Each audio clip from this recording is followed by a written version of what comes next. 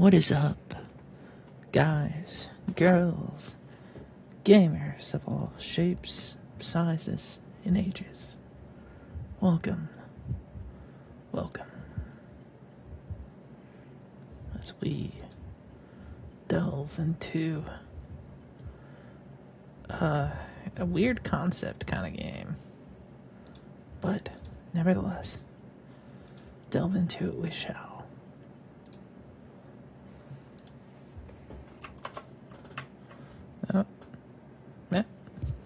Individuals suffering from anxiety or depression may not have a safe experience playing this game. For content warnings, please visit playing Doki Doki Literature Club. That you agree that you are at least 13 of age and you consent to your exposure of highly disturbing content. You know, like, how bad could it be, right?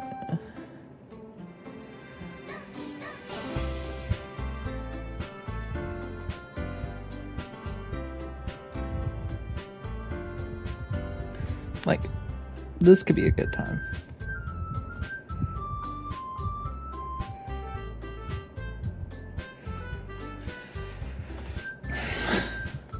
Alright, let's see.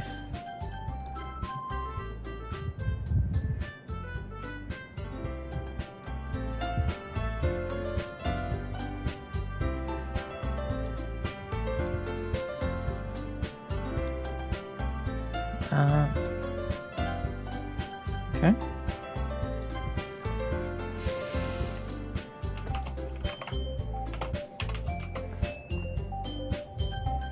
Yeah. Alright. Let's see. Hey. I see an annoying girl running towards me from the distance, waving her arms in the air like she's totally oblivious to any attention she might draw to herself. That girl is Sayori, my neighbor and good friend since we were children. You know, the kind of girl you never see yourself making today. The kind of girl you never see yourself making today. But it just kind of works out because you know each other for so long. We used to walk to school together on days like this, but starting around high school, she would oversleep more and more frequently, and I would get tired of waiting up. But if she's going to chase after me like this, I almost feel better off running away. However, I just sigh and idle in front of the crosswalk and let Sayori catch up to me.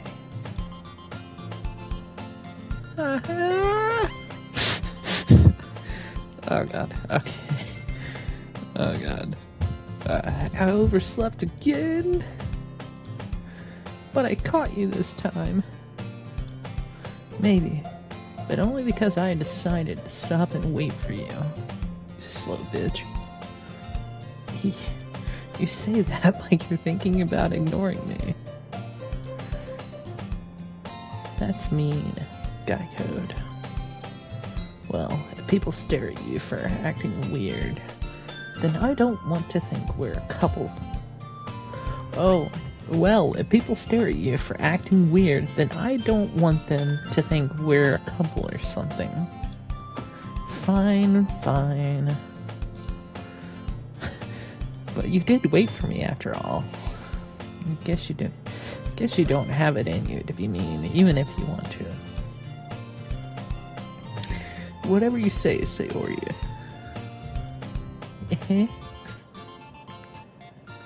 God, I'm about to break out the ooh voice over here. We cross the street together and make our way to school. As we draw near, the streets become increasingly speckled with other students making their daily commute. By the way, Guy Code, have you decided on a club to join yet? A club? I told you already, I'm really not interested in joining any of those stupid clubs. I haven't been looking either. That's not true. You told me you would join a club this year. Did I? I'm sure it's possible that I did.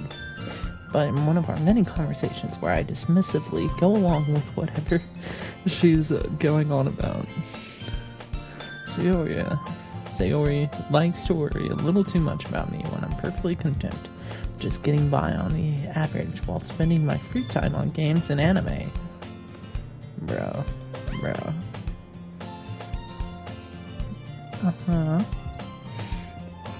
I was talking about how I'm worried that you won't learn how to socialize or have any skills before college. Your happiness is really important to me, you know. And I know you're happy now, but I die at the thought of you becoming a NEET in a few years because you're not used to the real world. You trust me, right? Don't make me keep worrying about you. Alright. I'll look at a few clubs if it makes you happy, I guess. No promises, though. Will you at least promise me you'll try a little?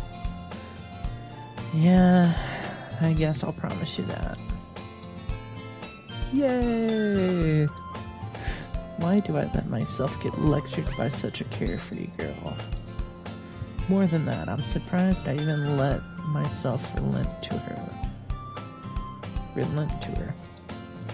I guess seeing her worry so much about me makes me want to ease her mind at least a little bit, even if she does over-exaggerate everything inside of her head.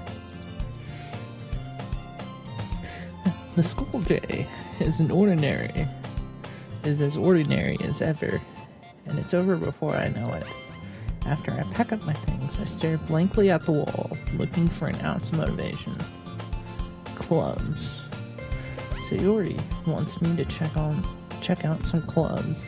I guess I have no choice but to start with the anime club.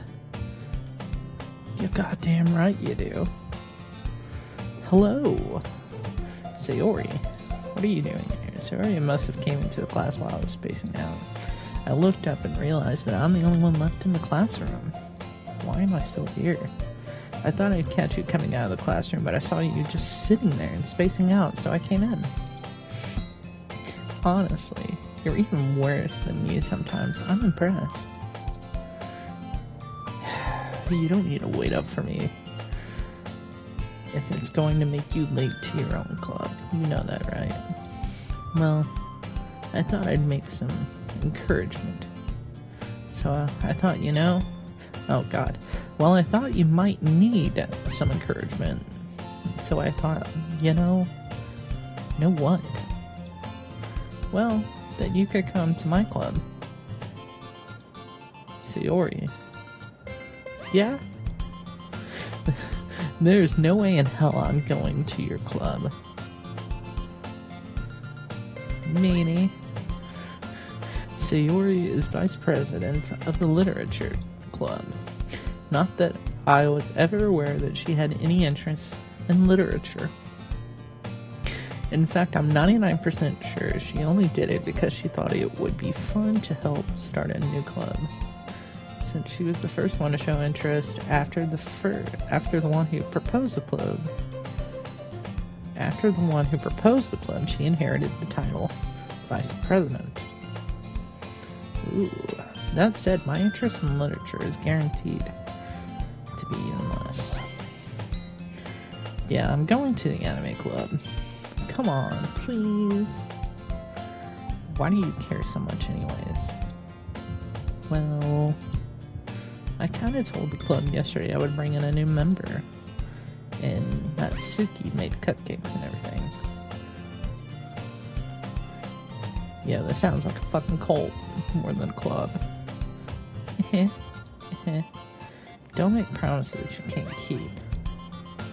I can't tell if Sayori is really that much of an airhead or if she's so cunning as to have planned all of this out. I let out a long sigh. Fine, I'll stop by for a cupcake, okay? But then I'm leaving. Yes, let's go.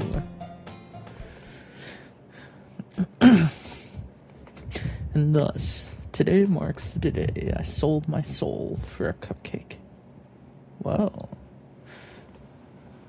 I dejectedly followed Sayori across the school and upstairs, a section of the school I rarely visit, being generally used for third-year classes and activities. Sayori, full of energy, swinging open the classroom doors. Everyone, the new member is here. I told you, don't call me a new member. I glance around the room. Welcome to the Literature Club. It's a pleasure to meet you. Sayori always says nice things about you. Seriously, you brought a boy. Way to kill the atmosphere. Ah, Guy Code. What a nice surprise. Welcome to the club. Thank you. All words escape me in this situation. This club is full of incredibly cute girls. Listen, shit. Chris Hansen, listen. They are above the age of 18, I promise. What are you looking at?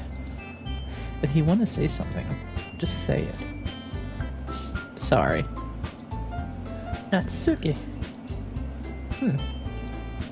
The girl with the sour attitude, whose name is apparently Natsuki, is one I don't recognize. Small figure makes me think she's probably a first year. She is also the only one who made cupcakes, according to Sayori. You can just ignore her when she gets moody.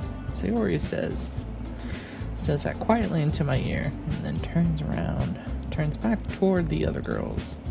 Anyway, this is Natsuki, always full of energy. And this is Yuri, the smartest in the club.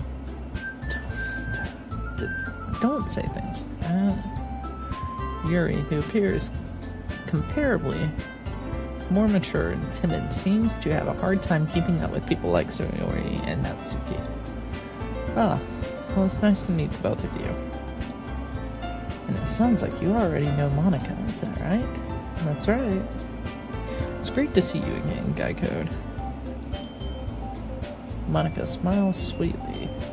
I don't trust this. I'm about to wake up in a fucking ice bath somewhere with a missing kidney. We do know each other well. We rarely talked, but we were in the same class last year. Monika was probably the most popular girl in class, smart, beautiful, and athletic. Basically, completely out of my league. So having her smile at me so genuinely feels a little... Yeah, you too, Monika. Come sit down, Guy Code. We made room for you at the table, so you can sit next to me or Monika. I'll get the cupcakes. Hey, I made them. I'll get them. Sorry, I get a little too excited. Then how about I make some tea first, as well? The girls have a few desks arranged to form a table. As Sayori mentioned, it's been widened so that there's no space next to Monika. So there is one space next to Monika and one space next to Sayori. Natsuki and Yuri walk over to the corner of the room while Natsuki grabs a wrapped tray. Yuri opens the closet. Fucking Ashton Kutcher's in there, probably waiting to say I've been fucking punked. Still feeling awkward, I take a seat next to Sayori. Natsuki proudly marches back to the table, tray in hand. Okay, are you ready? Ta-da! Whoa! Natsuki lifts the foil off the tray to reveal a dozen of white, fluffy cupcakes decorated to look like little cats. The whiskers are drawn with icing, and little pieces of chocolate were used to make ears. So cute. I had no idea you were so good at baking, Natsuki. Well, you know. Just hurry up and take one. Sayori grabs one first, then Monica, I follow. It's delicious. Oh god. Sayori talks with her mouth full and has already managed to get icing on her face. I turn the cupcake around in my fingers, looking for the best angle to take a bite. Natsuki is quiet. I can't help but notice her sneaking glances in my directions. Is she waiting for me to take a bite? I finally bite down. Icing is sweet and full of flavor. I wonder if she made it herself. This is really good. Thank you, Natsuki. Why are you thanking me? It's not like haven't I heard this somewhere before? Made them for you or anything. I thought you technically did, Sayori said. Well, maybe! But not for you, you know, but not for you, you know, you dummy. Alright. I give up on Natsuki's weird logic and dismiss the conversation. Yuri returns to the table carrying a tea set. She carefully places a teacup in front of each of us before sitting down the teapot next to the cupcake tray. You keep a whole tea set in the classroom? Don't worry, the teachers gave us permission. After all, doesn't a hot cup of tea help you enjoy a good book? I guess. Don't let yourself get intimidated. Yuri's just trying to impress you. That's not... Insulted Yuri looks away. I meant that. You know, I believe you. Well, tea and reading might not be a pastime for me, but at least I enjoy tea. I'm glad. Yuri faintly smiles to herself in relief. Oh god, Monica raises an eyebrow and smiles at me. So what made you consider the literature club? I was afraid of this question. Something tells me I shouldn't tell Monica that I was practically dragged here by Sayori. Well, I haven't joined any clubs yet, and Sayori seemed really happy here, so that's okay. Don't be embarrassed. We'll make sure you feel right at home, okay? As president in the literature club, it's my duty to make the club fun and exciting for everyone. Monica, I'm surprised. How come you decided to start your own club? You could probably be a board member for any of the major clubs. Weren't you a leader of the debate club last year? Well, you know, to be honest, I can't stand all the politics around the major clubs. It feels like nothing but arguing about the budget and publicity and how to prepare for events. I'd much rather take something I personally enjoy and make something special out of it. And if it encourages others to get into literature, then I'm fulfilling that dream. Monica really is a great leader. Yuri also nods in agreement. Then I'm surprised there aren't more people in the club yet. It must be hard to start a new club. You could put it that way. Not many people are interested in putting all the effort to start something brand new, especially when it's something that doesn't grab your attention, like literature. You have to work hard to convince people that you're both fun and worthwhile. But it makes school events like the festival that much more important. I'm confident that we can really grow this club before we graduate. Right, everyone? Yeah! We'll do our best. You know it. Everyone enthusiastically agrees. Such different girls, all interested in the same goal. Monica must have worked really hard just to find these three. Maybe that's why they're all so delighted by the idea of a new member joining. Though I still don't really know if I can keep up with their level of enthusiasm about literature.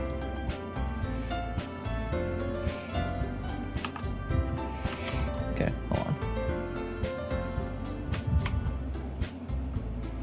Okay, you are not liking that one damn bit. Hold on here.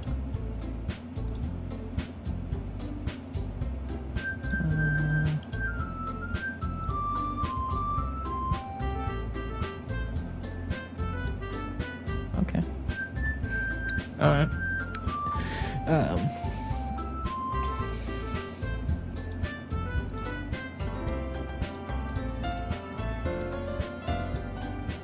Is that how many fucking... So, Guy Code, what kinds of things do you like to read?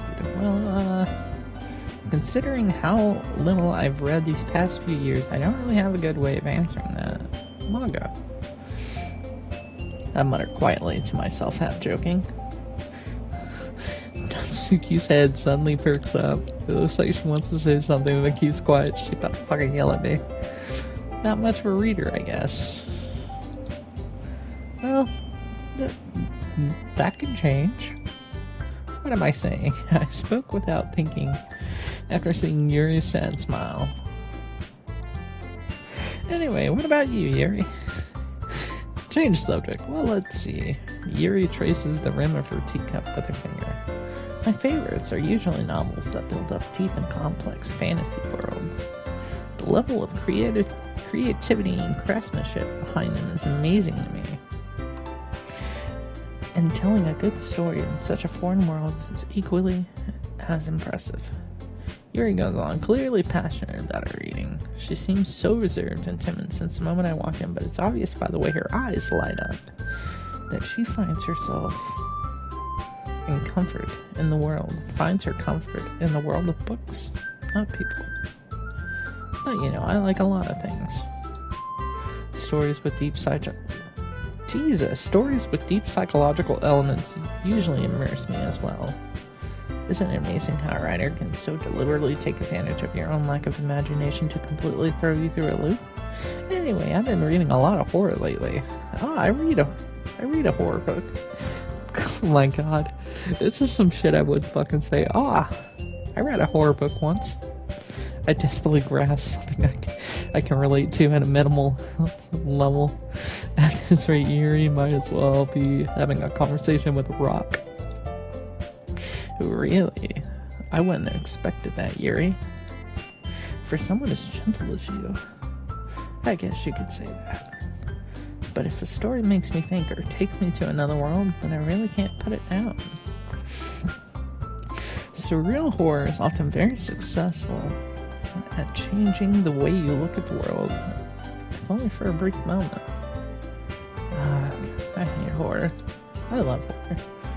Oh, why is that? Well, Natsuki's eyes dart over to me for a split second. Never mind. That's right, you usually like to write about cute things, don't you, Natsuki? But what? What gives you that idea? You left a piece of scrap paper behind last... You left a piece of scrap paper... Oh my paper... You left a piece of scrap paper behind last club meeting. It looked like you were working on a poem called Don't Say It Out Loud. And give that back. Fine. Your cupcakes, your poems. Everything you do is just as cute as you are. Sayori sidles up behind Natsuki and puts her hands on her shoulders. I'm not cute. Natsuki, you write your own poems? Well, I guess sometimes. Why do you care? I think that's actually pretty impressive. Why don't you share them sometime? No. Natsuki averts her eyes. You wouldn't like them. Not a very confident writer yet. I understand how Natsuki feels. Sharing that level of writing takes more than just confidence. The truest form of writing is writing to oneself. You must be willing to open up to your readers, expressing your vulnerabilities and showing even the deepest reaches of your heart. Do you have writing experience too, Yuri? Maybe if you share some of your work, you can set an example and help Natsuki feel comfortable enough to share hers.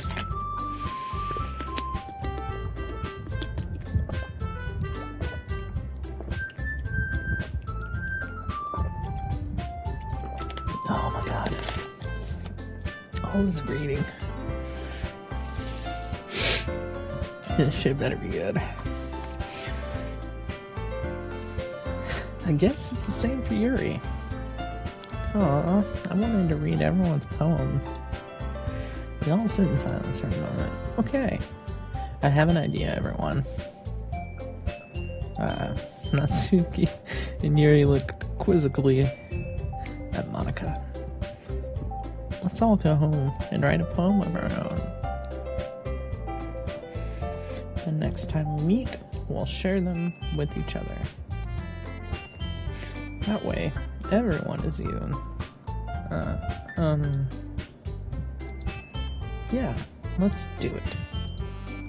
Plus, now that we have a new member, I think it will help us get a little bit more comfortable with each other and strengthen the bond of the club. Isn't that right, Guy Code? Monika smiles warmly at me once again. Hold on, there's still one problem. I never said I was going to join this fucking club. Now what's that? Now that we're back to the original topic of me joining the club, I bluntly come forth with what's been on my mind the entire time. I never said I would join this club. So Yuri may have convinced me to stop by, but I never made any decision. I still have other clubs to look at, and I lose my train of thought. Well, she's pissed. She's upset. She's like, why the fuck did you out me? And those eyes. I really don't trust those eyes. She's gonna be a fucking murderer. All four girls stare back at me with dejected eyes. I don't know if those are dejected. I don't think I would consider that like a rejection eyes. I think that's a little bit reaching there. But I'm sorry, I thought. Okay, now those are a bit more dejecting eyes. Guy Code. You all. I'm defenseless against these girls. Literally a fucking cult. A small little cult club. How am I supposed to make a clear-headed decision when it's like this? That's if writing poems is... That is, if writing poems is a price I need to pay in order to spend every day with these beautiful girls. Brother in Christ, it's a trap. Right. Okay, I've decided then. I'll join the literature club. I'm low-key falling in fucking peer pressure. What? God damn it. One by one, the girl's eyes light up. Okay, that's light. That's lighting up right there. That is like, motherfucker, you can't change your answer now. You've already said no. And once again, those are murder eyes. You cannot convince me. Yes, I am so happy. Are you, bitch? Zoe wraps her arms around me, jumping up and down.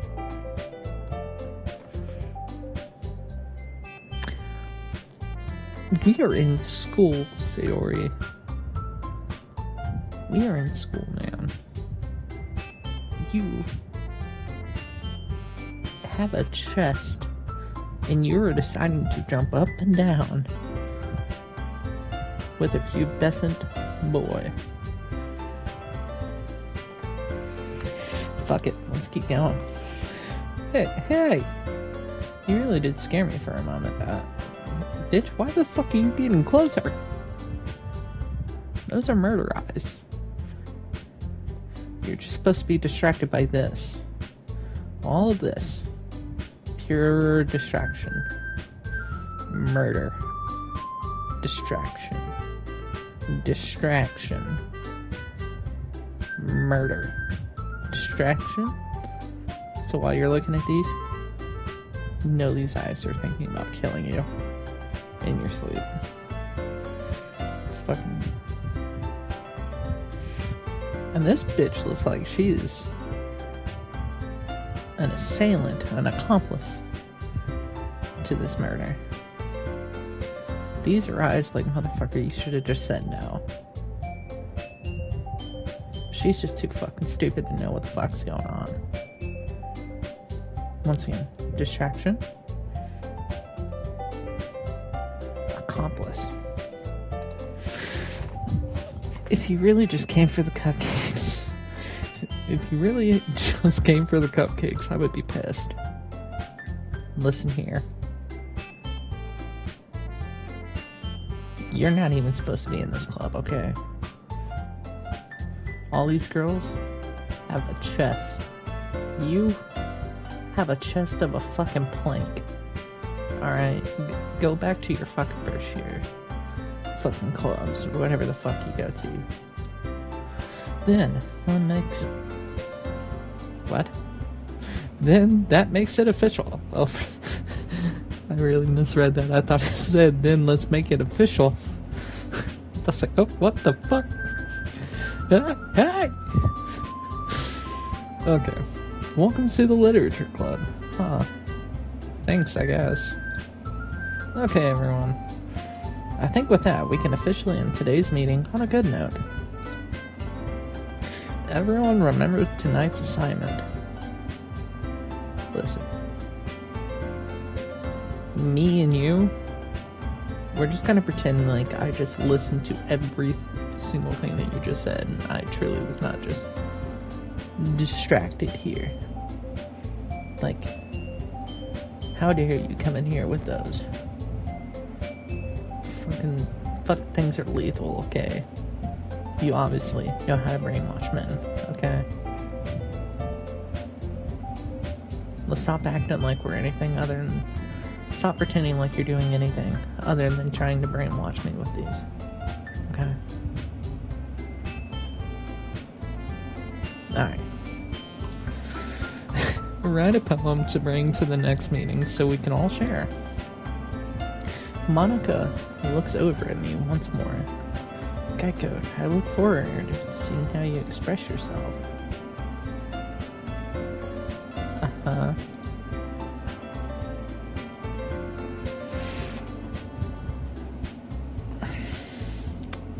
Listen.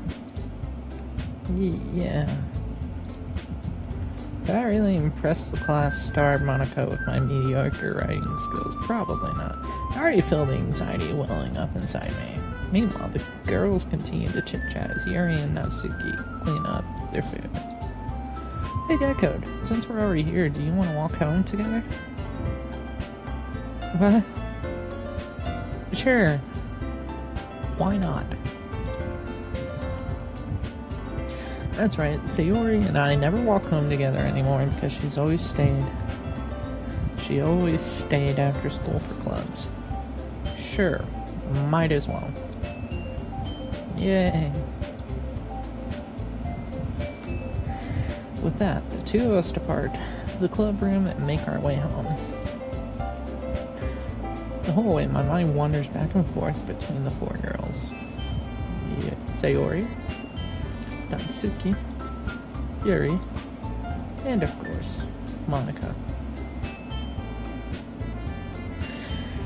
Will I really be happy spending every day after school in a literature club? Perhaps I'll have a chance to grow closer to one of these girls. Yeah. Alright. I'll just need to make the most of my circumstances, and I'm sure good fortune will find me. Sure it will. And I guess that starts with writing a poem tonight.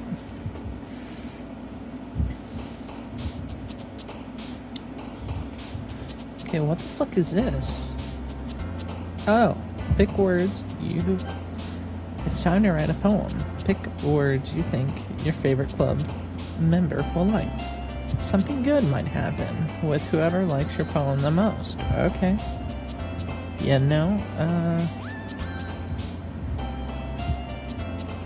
candy, nature, prayer.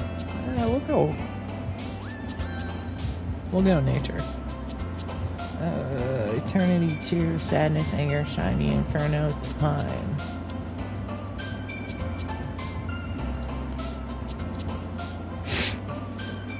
So nature, let's see.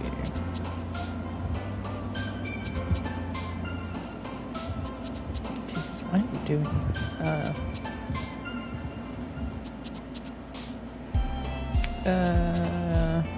Nature Melody. Socks, Fluffy, Lollipop, Infinite, Rainbow, Jumpy, Waterfall, Clouds, Bliss, Shocking, Waterfall. Valentine's, Termination, Swimsuit, Vivacious, Pure, Vacation, Excitement, Comfort, Cage, Desire. Peace, Memories, Explode, Question, Giggle, Pain, Power, Playground, Spinning, Existence. We'll do Memories. Sunny, Uncanny, Perfect, Sensation, Passion, Skipping, Music, Rain Cloud, Anxiety, Forgive. Look at music. Holiday, Dazzle, Heart, Bubbles, Massacre, Hawaii, Fantasy, Headphones, Intellectual, Blanket. What are headphones? Color, Laugh, Universe, Sparkle, Dark, Journey, Unrequited, Sticky, Mouse. Go Dark. Philosophy, Vibrant, Twirl, Milk, Judgment, Fireworks, Vanilla, Skirt, Insight, Disoriented. Let's go Vibrant.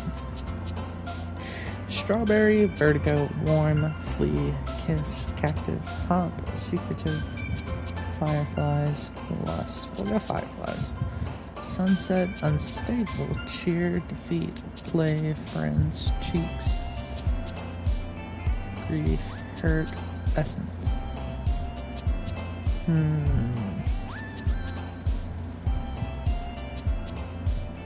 I'll go Grief.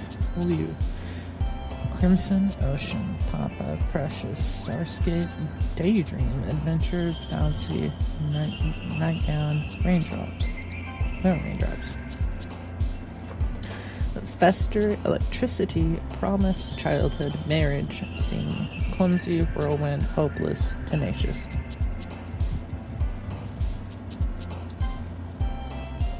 Cry, Lazy, Vitality, Infallible. Empty, Heaven Sent, Lucky, Loud, Hope, Embrace. We'll be Hope, but also Hopeless. Wonderful, Romance, Calm, Charm, Summer, Misfortune, Fickle, Agonizing, Disaster, Extreme. We'll go Romance. Destiny, Climax, Games, Puppy, Family, Heartbeat, Chocolate, Scars, Anime, Portrait. We'll go Destiny. Happiness, Cute, Ambient, Smile, Meager, Lipstick, Contamination, Atone, Dream, Peaceful. We'll go Ambient. Sweet, Whisper, Flying, Hair, Joy, Marshmallow, Tragedy, Extraordinary, Broken, Email.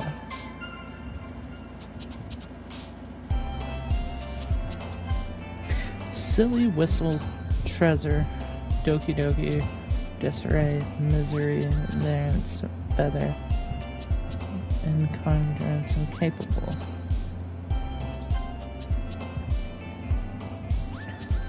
Flower, Jump, Conduit, Bunny, Special, Death, Shame, Party, Nibble, Afterwards. Hi, Genkai Code. I'm glad to see you didn't run away on us. Hahaha. Nah, don't worry. This might be a little strange for you, but I at least keep my word. Well, I'm back at the Literature Club. I was the last to come in, so everyone is already hanging out. Thanks for keeping your promise, Code. I hope this isn't too overwhelming for a commitment for you. Making you dive headfirst in literature where you're not accustomed to. Well, come on, like he deserves any slack. Sarah told me you didn't even want to join the club this year. Join any clubs this year. And last year, too. I don't think you plan to just come in here and hang out. I don't know. I don't know if you plan to just come here and hang out or what. But if you don't take us seriously, then you won't see the end of it. What the fuck does that mean? Natsuki, you certainly have a big mouth for someone who keeps her manga collection in the club room. Yeah, bitch. Fucking take that, Natsuki. Fuck. Judgmental bitch. Natsuki finds herself stuck between saying Monica and manga. Manga is literature. Swiftly defeated, Natsuki plops back into her seat. Don't worry, guys. Geico always gives it his best, as long as he's having fun. He'll help us with busy work without me even asking. What? Like cooking, cleaning my room. How dependable. Sayori, that's because your room is so messy, it's distracting. Yo, this motherfucker probably got roaches in her room. And you almost set your house on fire once. Bitch, how are you supposed to bring back a man to your house? That's the type of lifestyle you have. Is that so? You two are really good friends, aren't you? I might be a little jealous. How come you and Geico can become a good...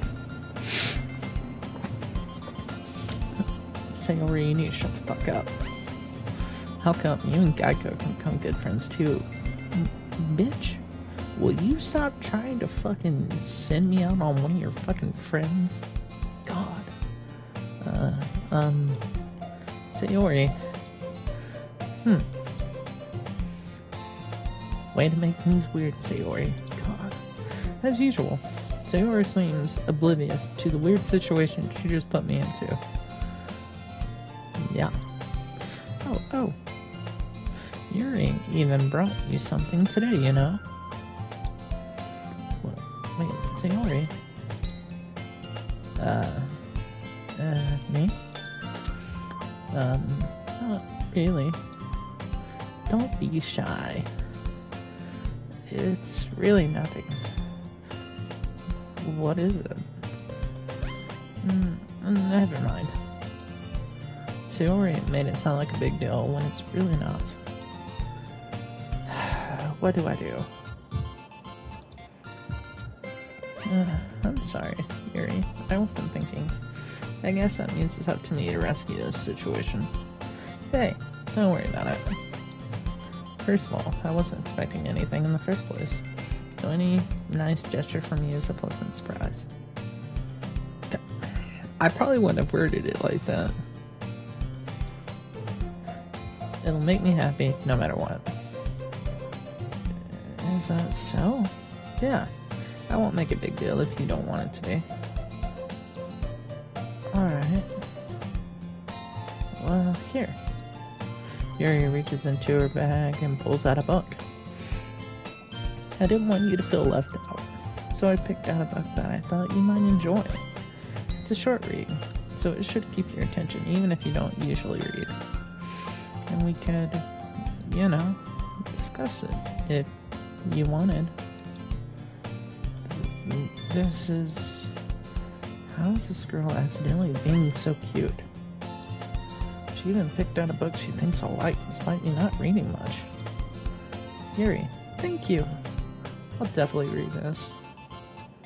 Thank you. I enthusiastically take the book. Phew. Well, you can read it at your own pace. I look forward to hearing what you think. Now that everyone's settled in, I expected Monica to kick off some scheduled activities for the club. That doesn't seem to be the case.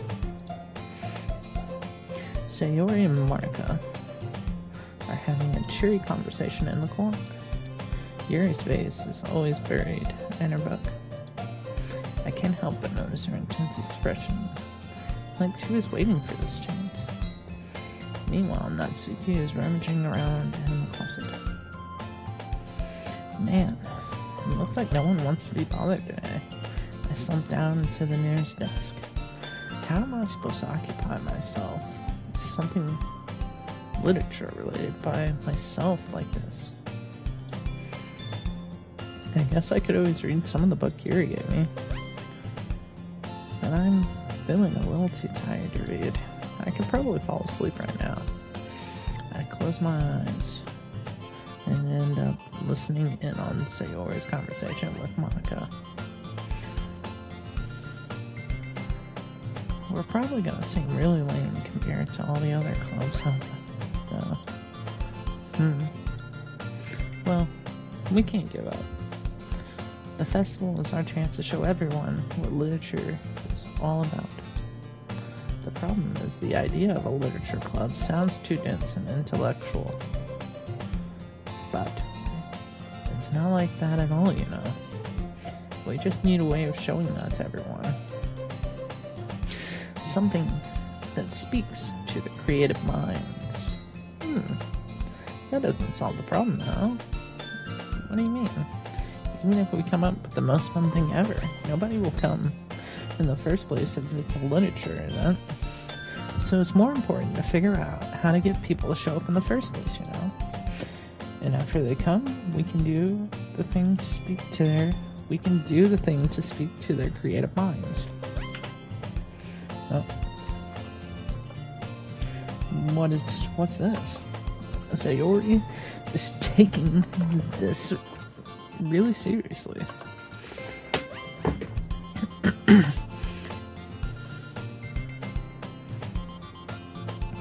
It's rare to see her deliberating like this. Huh, that's a good point. In that case, do you think food will do the trick? What kind? Well, I guess we could. Cupcakes! Aha! Good thinking. Natsuki would love to do that. You're right. Natsuki makes the best cupcakes. That works out perfectly. That wasn't why you suggested it. Cupcakes speak to my creative tummy.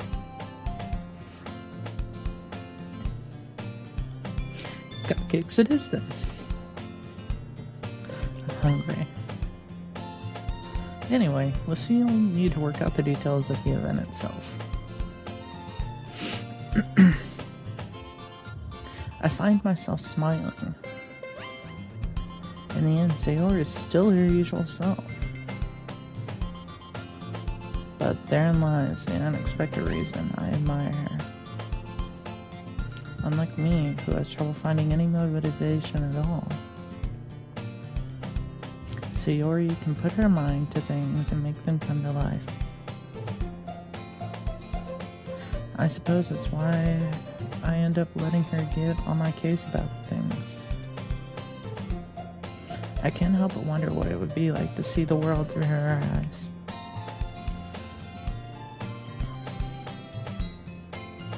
Ooh, I open my eyes to find Sayori's face filling my vision. I nearly fall out of my chair. Sorry. Wait. Actually, I'm not sorry at all. It's your fault for sleeping like that. This isn't the napping club. It should be without your yapping. Does our school have a napping club? Yeah, that'd be peak. You're staying up late again, aren't you? No. Now that you're in a club, you're gonna have less time for anime, you know. You'll need to get used to it. Don't say that so loud. Glance over my shoulder to see if Monica overheard. It's true, though. Yeah. I know. You're always looking out for me, Sayori. It's what I do best. That's a problem. What about you? You look out for me better than you look out for yourself. You're still oversleeping every day, aren't you? Yeah, bitch. Not every day. That's not very convincing. How many days this past week have you gotten up on time? Yeah, it's a secret. Bullshit. I knew it. Come on. At least give me the benefit of the doubt. I can't even do that. Look, Sayori, it's all written all over you. Sayori glances around at herself. How is it written all over me? You were clearly in a rush this morning. Look, your hair is sticking out all around here. I run my fingertips down the side of Sayori's hair, trying to straighten it out. Man, you really need a brush for this. My hair is just really hard to get right. Yo, felt. I won't fall for that. There's more than just your hair. Look, your bow isn't straight either. Or your bow, and there's a toothpaste stain on your collar right here. I try to wipe off the stain with my finger. But nobody would ever notice that. Of course they would. Yo! Nobody's gonna tell you about it because they don't want to embarrass you. Yo, why the fuck am I giving her the third degree? Fortunately, I really don't care about that. Bro! Hey, you meanie. And you don't even keep your blazer buttoned up. Seriously, Sayori. Why do you think you don't have a boyfriend yet? Oh, Jesus Christ! That's super mean. Yeah, sorry, but you'll thank me later. Bro, I don't even have a girlfriend! I start to button up her blazer from the bottom. Bro. Once you see how much better it looks, you'll change your mind.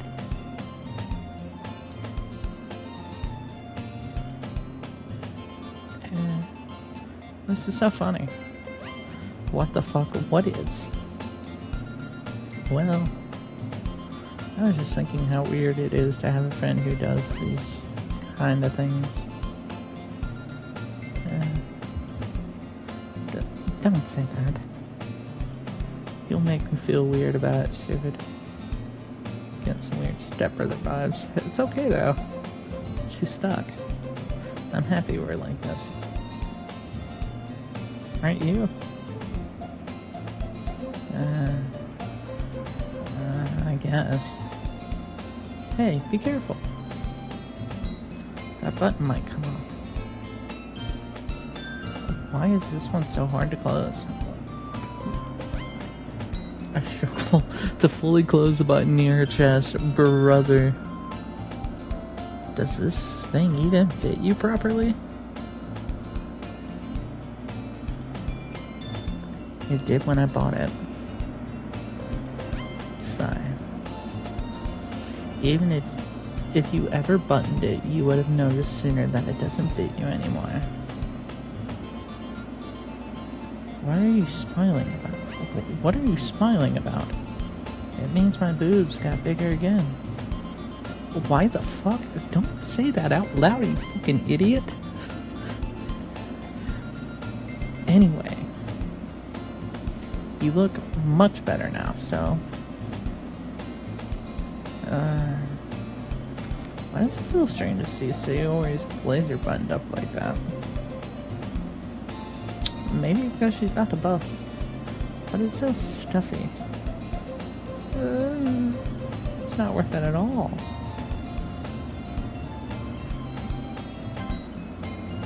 Sayori hastily unbuttons her blazer once more.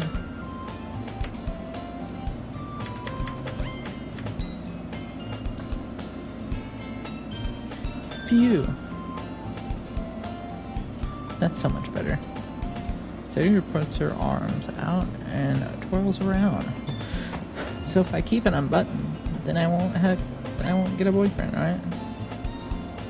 What kind of logic is that? Bro, this is getting fucking weird. And why are you saying that like it's a good thing?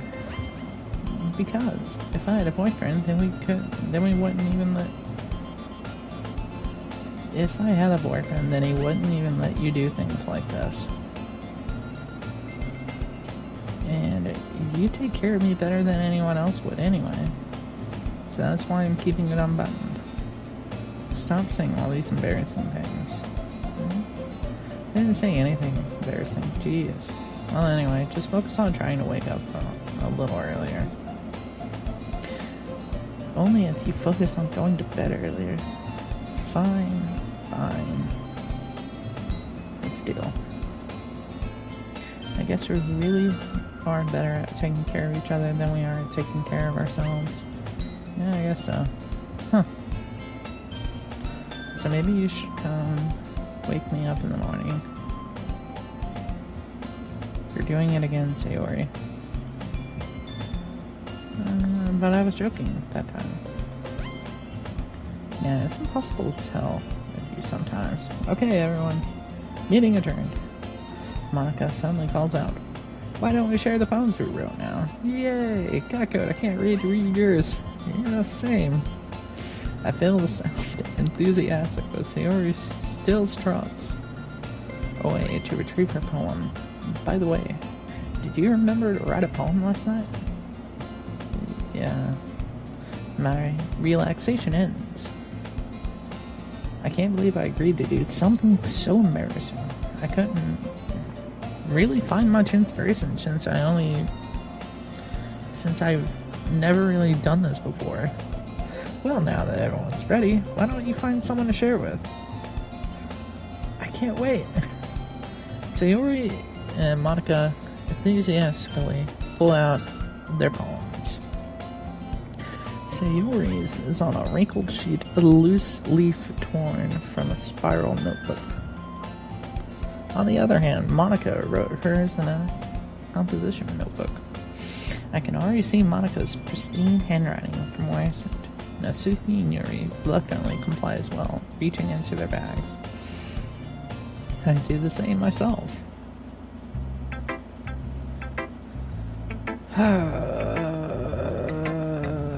God.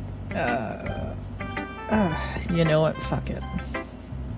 Yuri seems the most experienced, so I should start with her. I can trust her opinion to be fair.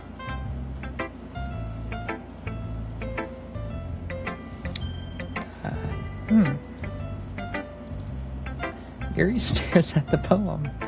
A minute passes, more than enough time for her to finish reading. Oh. Sorry. I forgot to start speaking.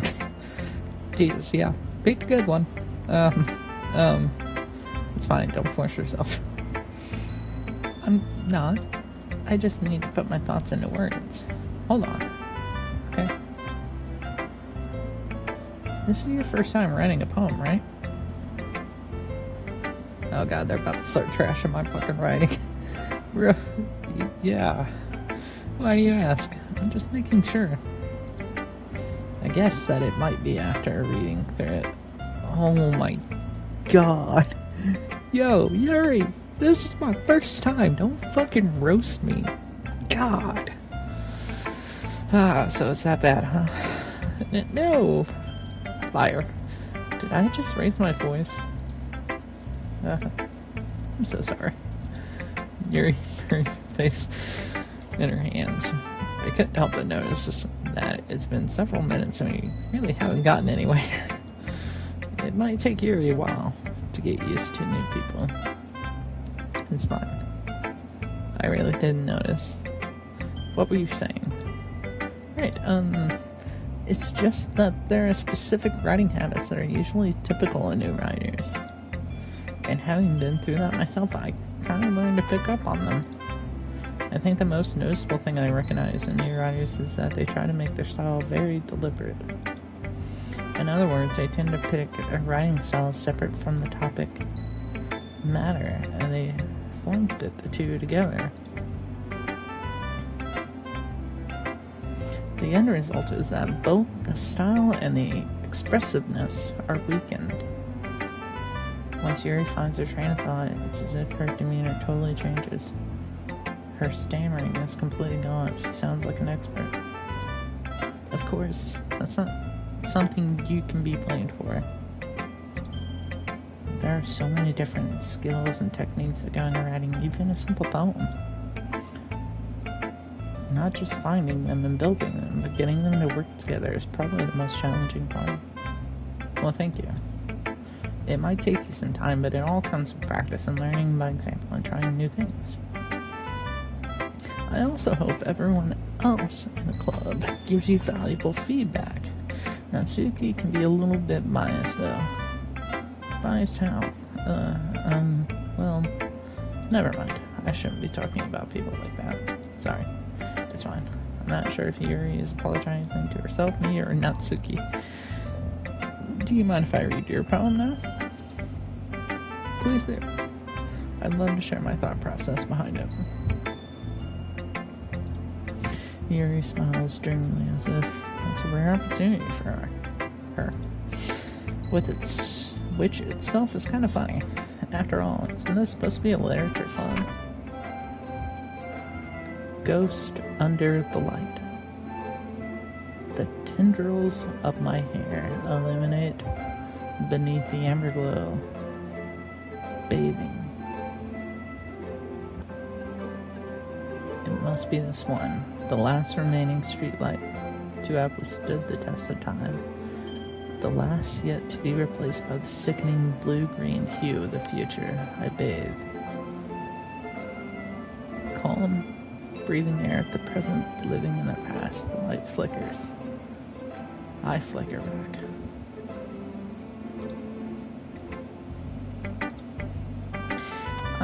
I'm sorry, I have such terrible handwriting. What? Wasn't thinking that at all. But it took you a long time to read. Well, I just don't read script very often. I actually think your handwriting is pretty. Yeah, that's a relief. Also, I like the poem. Even though it's short, it's very descriptive. It wasn't too short? I usually write longer poems. Not at all. I'm really glad you liked it. I'll be honest,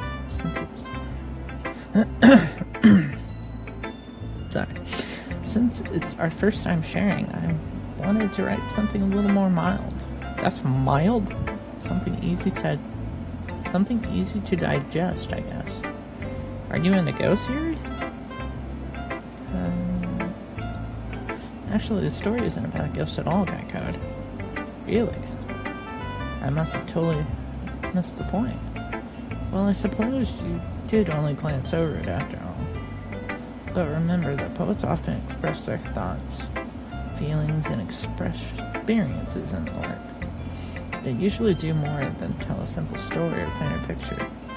In this case, perhaps the subject of the poem is only symbiotically compared to a ghost. Symbiotically? I feel like I'm not pronouncing that correct. Lingering in our last remaining place of comfort, unable to let go of the past, and soon to be left with nothing. Yo. That's a lot more solemn, putting it that way. I hadn't even thought of that. That's impressive. It's nothing really. Well, it makes me happy that you think that. Just remember that it won't be long before you pick up on these things too. Yeah, maybe you're right. I guess I'll have to keep trying. I'm counting on you. Okay. Alright, let's get the worst one out of the way. Come on, Natsuki. Well, it's about what I expect from someone like you. That's a little blunt. Well, excuse me. It's not like I said it was bad. I just didn't it just didn't invoke any emotions. So basically, it's not cute enough for your taste. Do you want to get smacked? Come on, I'll pass. Sigh. Well, anyway, I guess I need to show you mine. Not that you'll like it. Eagles can fly, monkeys can climb, crickets can leap, horses can race, owls can seek, cheetahs can run, eagles can fly, people can try. But that's about it. MCHO.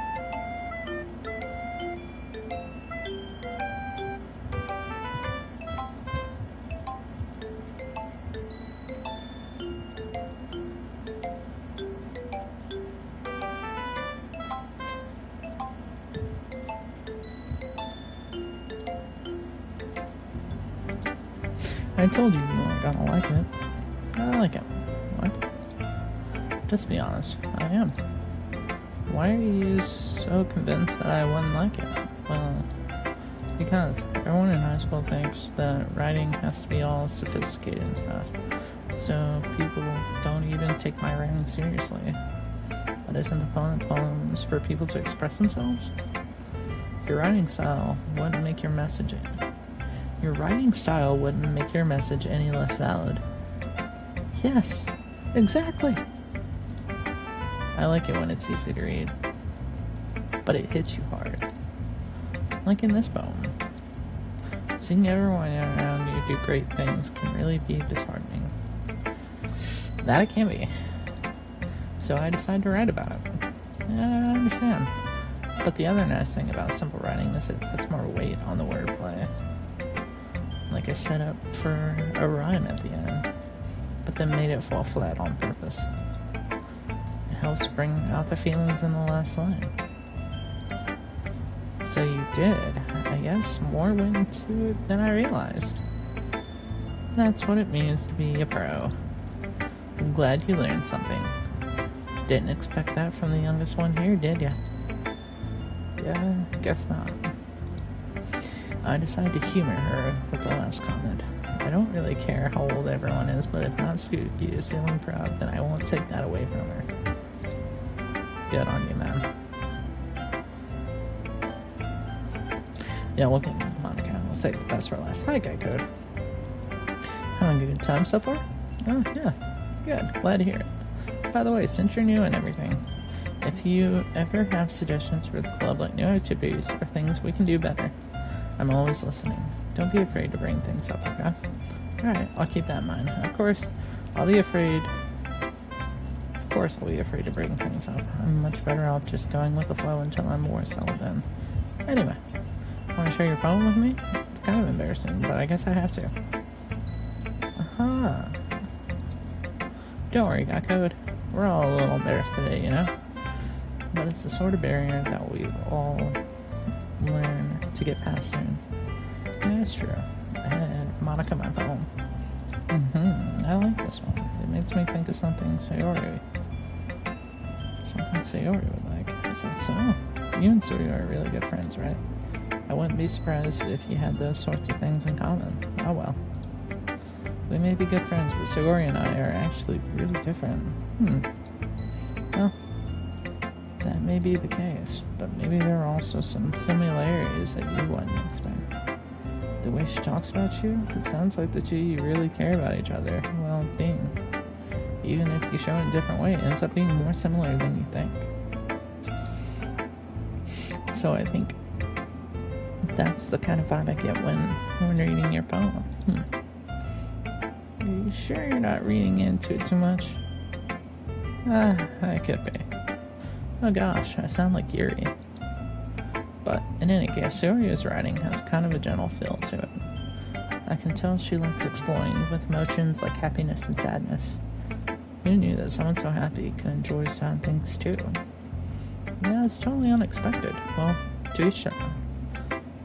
And you shouldn't be afraid to experiment a little bit either. I'm sure I'll end up trying different things. A lot. Could take a while before I feel comfortable doing this. It's okay. I'd love to see you try new things. That's the best way to find the thing of style that suits you. Everyone else might be a little biased towards their own kinds of style, but I'll always help you find what suits you the most. So don't force yourself to write the way everyone else wants you to write. It's not like you have to worry about impressing them or anything. Anyway, do you want to read my poem now? Don't worry. I'm not very good.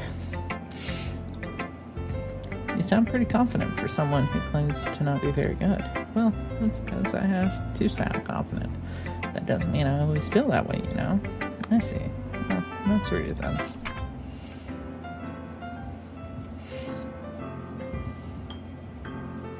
Hole in the wall. Hole in wall. It couldn't have been me. See the direction this baffle protrudes. A noisy neighbor. An angry boyfriend. I'll never know. I wasn't home. I peer inside for a clue. No, I can't see. I reel, blind, like a film left out in the sun. But it's too late. My retinas, already scorched with a permanent copy of the meaningless image, it's just a little hole. It wasn't too bright. It was too deep, stretching forever into everything. A hole of infinite choices. I realize now that I wasn't looking in. I was looking out. And he on the other side was looking in. Yo, so what do you think? Very freeform. That's what you call it? Sorry, I'm really not the right person to ask for feedback. It's okay. Yeah, that kind of style has gotten pretty popular nowadays. That is a lot of poems. A lot of poems have been putting emphasis on the timing between words and lines. When performed out loud, it can be very powerful. What was the inspiration behind this one? Well, I'm not sure if I know how to put it. Well, I guess you could say that I'm some kind of epiphany. It's been influencing my poems. Epiphany. Yeah, something like that. I'm kind of nervous to talk about deep stuff like that because it's kind of coming from strongly. Maybe after everyone is better friends with each other. Anyway, here's Monica's writing tip of the day. Sometimes when you're writing a poem or a song, your brain gets too fixated on a specific point. If you try so hard to make it perfectly, you'll never make any progress. Just force yourself to get something down on the paper and tidy it up later. Another way to think about it is, if you keep your pen on the same spot for too long, you'll just get in a big dark puddle of ink. You know, that is actually pretty good advice. So just move your hand and go with the flow. That's my advice for today. Thanks for listening. Best for last. Oh my goodness, this is so good, Gecko. I love it. I had no idea you were such a good writer. Sorry. I must be seriously overreacting. I'm not a good writer at all. I honestly have no idea what I'm doing. Well, maybe that's why, because I have no idea what I like either. Jeez. Yuri's opinion was way more constructive. Are you sure you don't like it just because Are you sure you don't like it just because I wrote it? Well, I'm sure that's part of it. I think I understand you better than a lot of the other people you know. It's a Geico poem, and that makes me feel extra special. Like I can feel your feelings in it. So your hugs the sheet against the chest. You're so weird, sorry. Really happy. I'm really happy just that you wrote one. It just reminds me of how you're really a part of the club now. Not to mention the fact that I'm sitting in front of you in the club room. Well, of course. I'm not really into it yet, but that doesn't mean I'll break my promise. See, it's like I said before, Gecko, deep down, you're not selfish at all, you know. Try new things. Like this for other people. That's something that only really good people do. Thanks, Sacred. I'm not sure Sayori sees the full picture of my motive here. Then again, I can't deny that she's part of the reason I joined. Knowing how much this means to her and all. Yeah. And I'm gonna make sure you have lots of fun here, okay? That will be my way of thanking you. Alright, I'm gonna hold you to that then. Yay. No, you'll read my poem too, right? Don't worry. I'm really bad at this.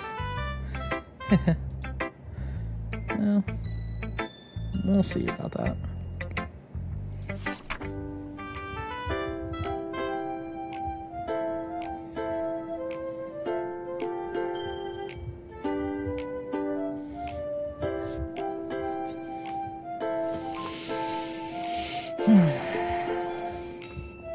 Dear sunshine, the way you glow through my blinds in the morning, it makes me feel like you miss me. Kissing my forehead to help me out of bed, making me rub the sleepy from my eyes.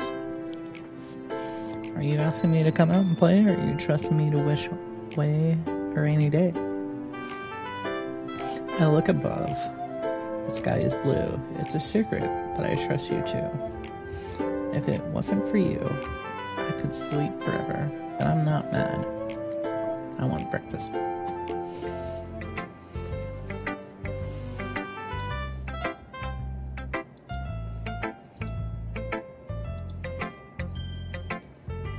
You can't answer just a little to a yes or no question.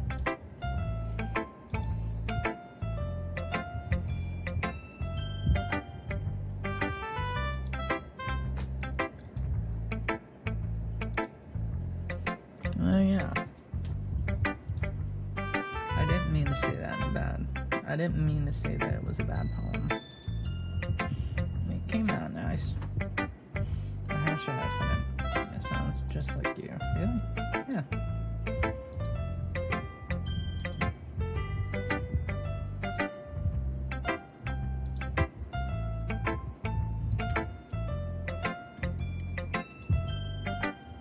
Anyways, thanks for showing me. This was so much fun. Monica's the best. Oh yeah. But next time I won't forget.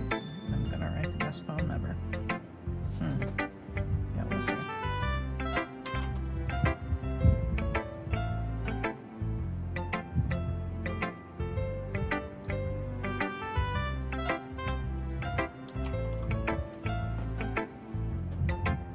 Well, I guess I'll look forward to that. Phew. I guess since everyone had glanced around the room, that was a lot more stressful than anticipated. It's as if everyone is judging me for a mediocre writing ability. Even if they're just being nice, there's no way my poems can stand up to theirs. This is a literature club after all.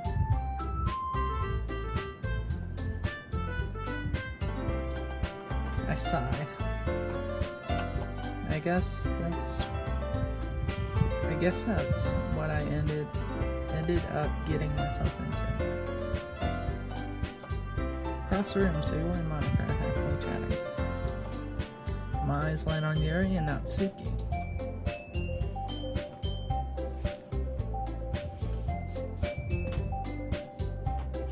They gingerly exchange sheets of paper showing their retrospective poems. As they read in tandem, I watch each of their expressions change. Natsuki's eyebrows furrow in frustration. Meanwhile, Yuri smiles sadly. What's with this language? Yeah. Did you say something? Oh, it's nothing. Natsuki dismissively returns to the poem. I guess you could say it's just an answer. Oh, thanks. Yours is cute. Cute. You completely miss the symbolism or something. It's clearly about giving up. How that can be cute. I know that. I just meant the language, I guess. I wasn't trying to say something. I was trying to say something nice. You mean you have to try hard to come up with something nice to say? Thanks, but I really didn't come out. but it really didn't come out nice at all. Well, I do have a couple suggestions. If I was looking for suggestions, I would have asked someone who actually liked it. Which people did, by the way. Sayori liked it. And Geico did too. So based on that, I'll gladly give you some suggestions on my own. First of all, excuse me. I appreciate it, but Jesus, Yori's kind of a bitch. I appreciate the offer, but I spent a long time establishing my writing, so I don't expect it to change anytime soon, unless of course I come across something particularly inspiring. Which I haven't yet. And Geico liked my poem. God dang it. And Geico liked my poem too, you know. He even told me he was impressed by it. Natsuki suddenly stands up. No? Didn't realize you were so invested in trying to impress our new member, Yuri. That's not what You're just... Yuri stands up as well. Maybe you're just jealous that Geico appreciates my advice more than he appreciated yours. Oh dear God. And how do you know he didn't appreciate my advice anymore? Are you that full of yourself? No. If I was full of myself, I would deliberately go out of my way to make everything I do overly cutesy. Yeah! Oh! Fight! Bumper up! Is everyone okay? Well, you know what? I wasn't the one who's... Holy shit!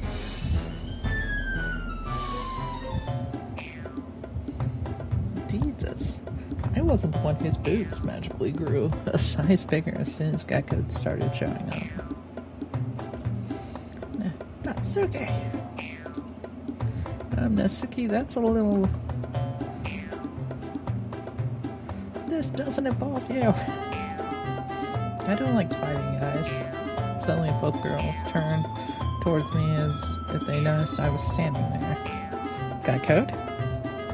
She's just trying to make me look bad. That's not true. She started it. If she could get over herself and learn to appreciate the simple, writing is more effective. This wouldn't have happened in the first place. What's the point of making your poems all convoluted for no reason? The meaning should jump out at the reader, not force them to have to figure it out. Help me explain that to her, Geico. But wait, there's a reason we have so many deep and expressive words in our language. It's the only way to convey complex feelings and meanings the most effectively. Avoiding them is not unnecessarily limiting yourself. It's also a waste. Jesus. You understand that, right, Geico? Well... How did I get dragged into this in the first place? Well, yeah. It's not like I know anything about writing. But, whomever I agree with, they'll probably think more highly of me. Oh my God. So, of course, that's going to be... Sorry! Natsuki! Natsuki glares at me, drying up any words I had in my mouth. So instead I turn to Yuri. Yuri? But Yuri's expression is so defenseless that I can't bring myself to say anything to her. Sayori! Yeah! Everyone's fighting is making Sayori uncomfortable. How can the two of you keep fighting when you know you're making a friend feel like this?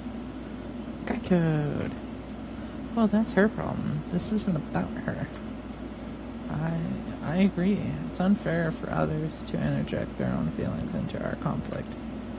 Yeah, unless Sayori wants to tell Yuri what a stuck-up jerk she's being. She would never. It's your immaturity that made me upset in the first place. Excuse Yuri! Are you listening to yourself? This is exactly why. Exactly why nobody likes. Stop! Natsuki, Yuri! You guys are my friends. I just want everyone to get along, be happy. My friends are wonderful people. And I love them because of their differences. Natsuki's poems, they're amazing because they give you so many feelings with just few words. And Yuri's poems are amazing because they paint beautiful pictures in your head. Everyone's so talented, so why are we fighting? Because, well, also, Natsuki's cute and there's nothing wrong with that. And Yuri's boobs are the same as they always were.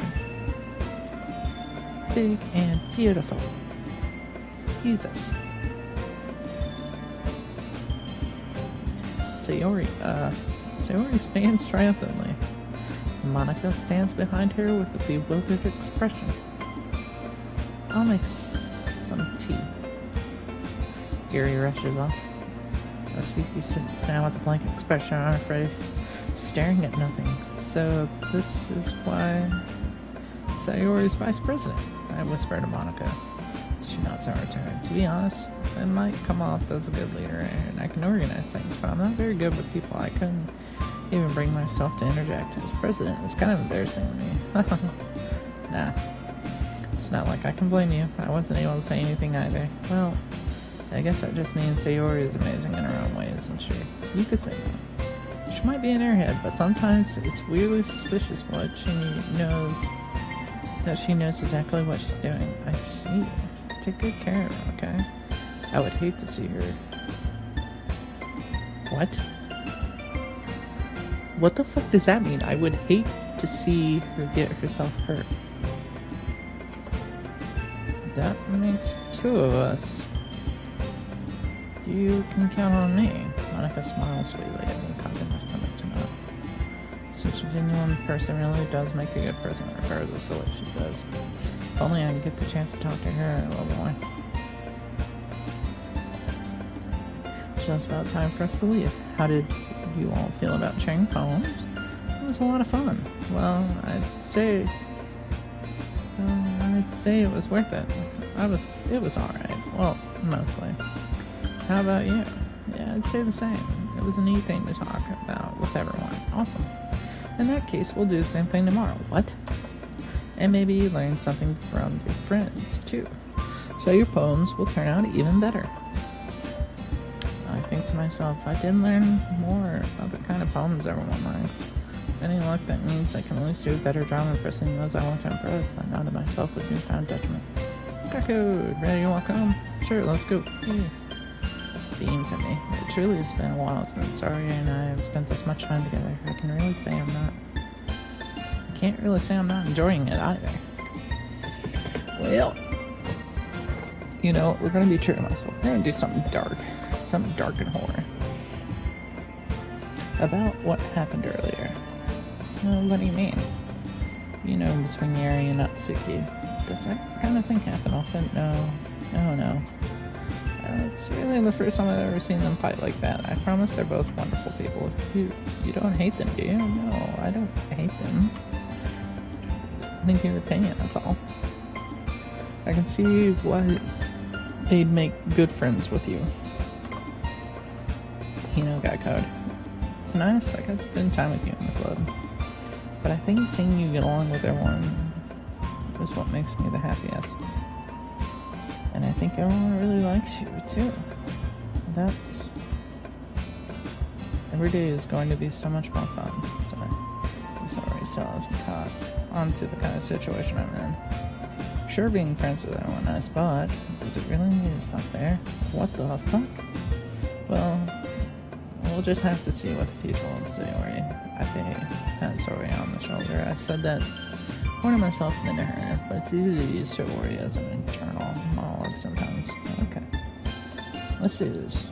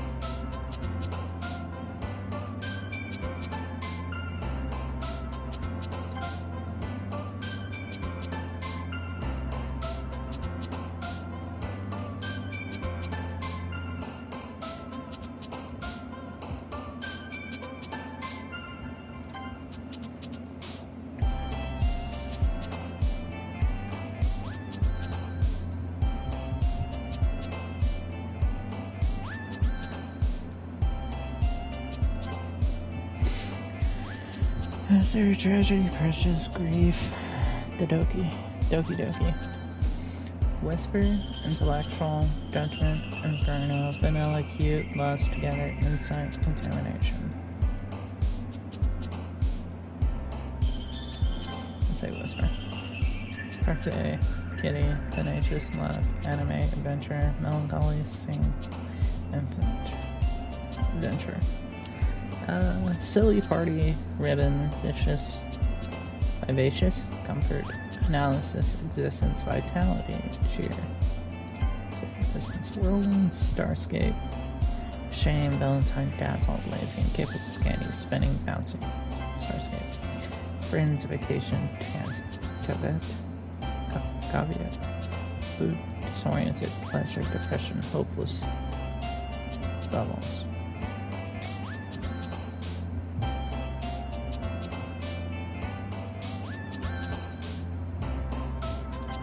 Depression. Skirt, promise, chocolate, captive, empty, warm, pure, imagination, unending, melody. Empty. Death, fantasy, cry, bed, excitement, unstable, peaceful, landscape, music. Death. Swimsuit time, love, uncontrollable, happiness, desire, forbearance, nibble. Ocean, massacre. Unrestrained, destiny, whistle, sweet, playground, electricity, fireflies. I'll say fireflies. Wonderful, explode, meteor, suicide, horror, fickle, peace. Oh, quiet. Peace. Universe, alone, childhood, wrath, sunset, joy, infallible tears, puppy, unrequited. Flower, rose, marshmallow. Rain, cloud, defeat, color, heartbeat, despise, sunny, awesome. Say rose. We'll see. Another day passes and it's time for the club meeting already. I've gotten a little more comfortable here over the past couple days. Entering the club room, the usual scene greets me. Hi, Guy Code. Yo, sorry. Looks like you're in a good mood today. I'm just still not used to you being in the club, that's all I see. Pretty simple thing to get you in a good mood. But I guess it's always simple things with you anyway. Speaking of which, I'm kind of hungry. Will you come with me to buy a snack? No thanks. That's not like you at all. I have my reasons. Why don't we take a look at your purse, Tori?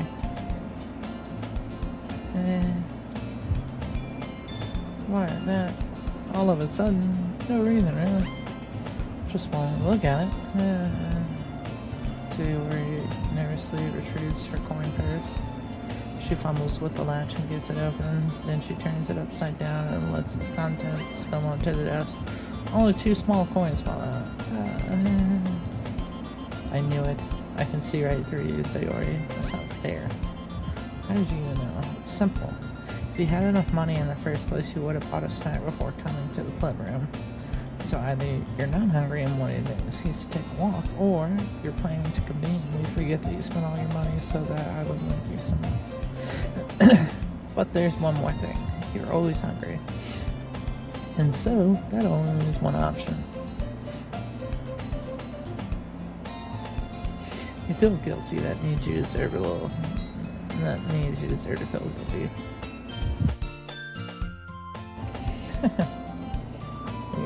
Suddenly famous. I didn't know she was listening in the face and as always. I wasn't listening or anything. It was just something in my butt. Yuri, tell Geico to let me borrow some money. Don't get me involved like that, Sayori. Besides, you should only buy what you can responsibly afford. Frankly, after pulling a mischievous little stunt like that, your suffering is fair enough. Retribution. I didn't mean that. I get too absorbed in my book.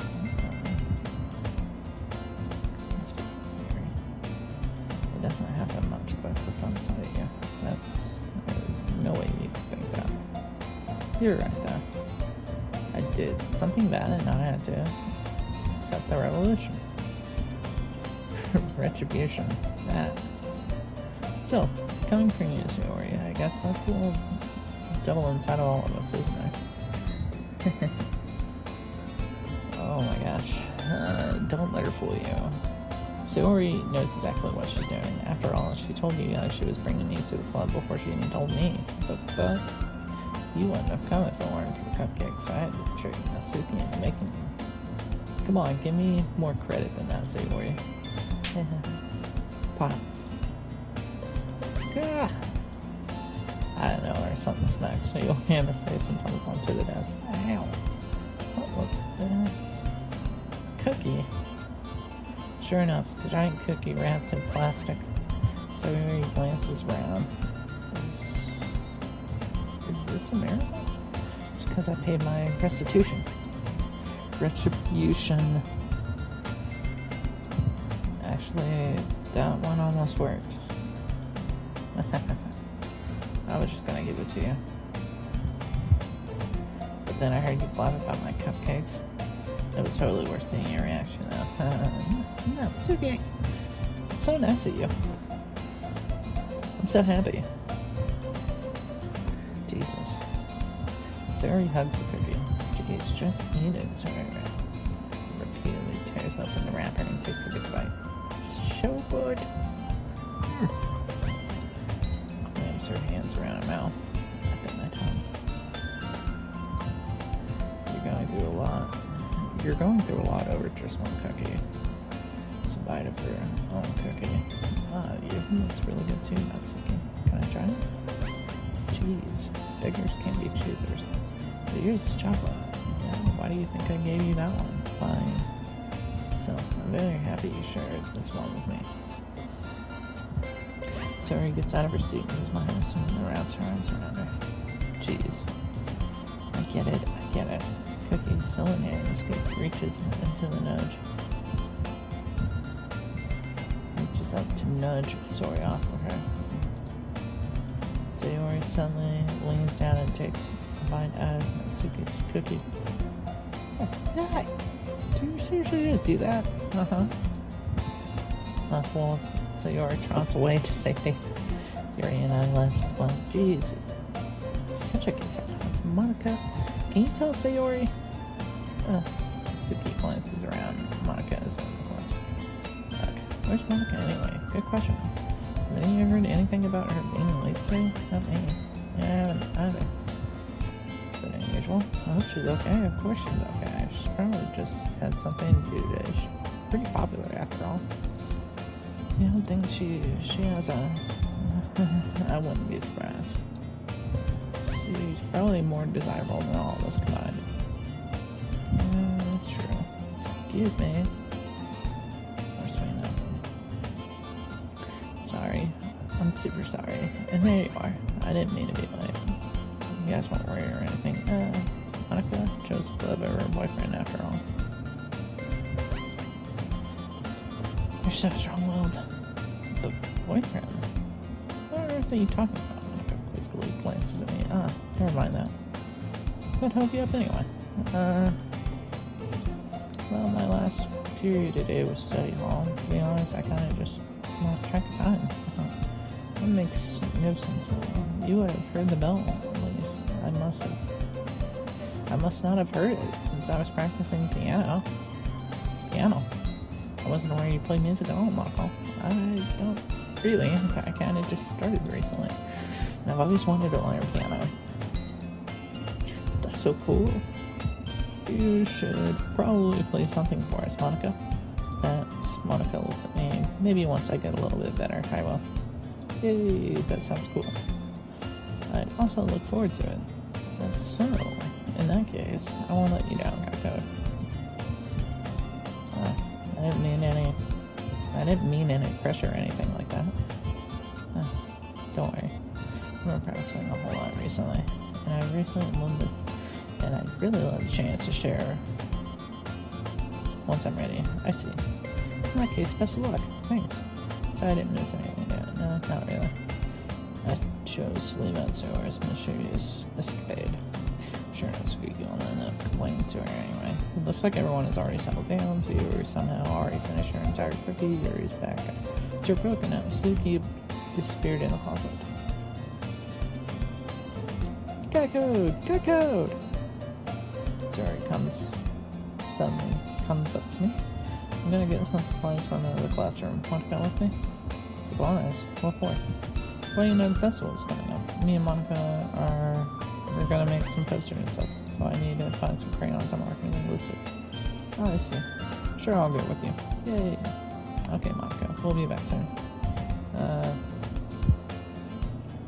Are you going with Geico to get the supplies? There's no need to trouble yourself. I'd be happy to go with them. Oh, but I wanted to go. So much fun it's been. With classrooms and stuff. Okay. It was just a suggestion. See if you can find poster paper too, okay? Okay, ready, get code. Yep, let's go.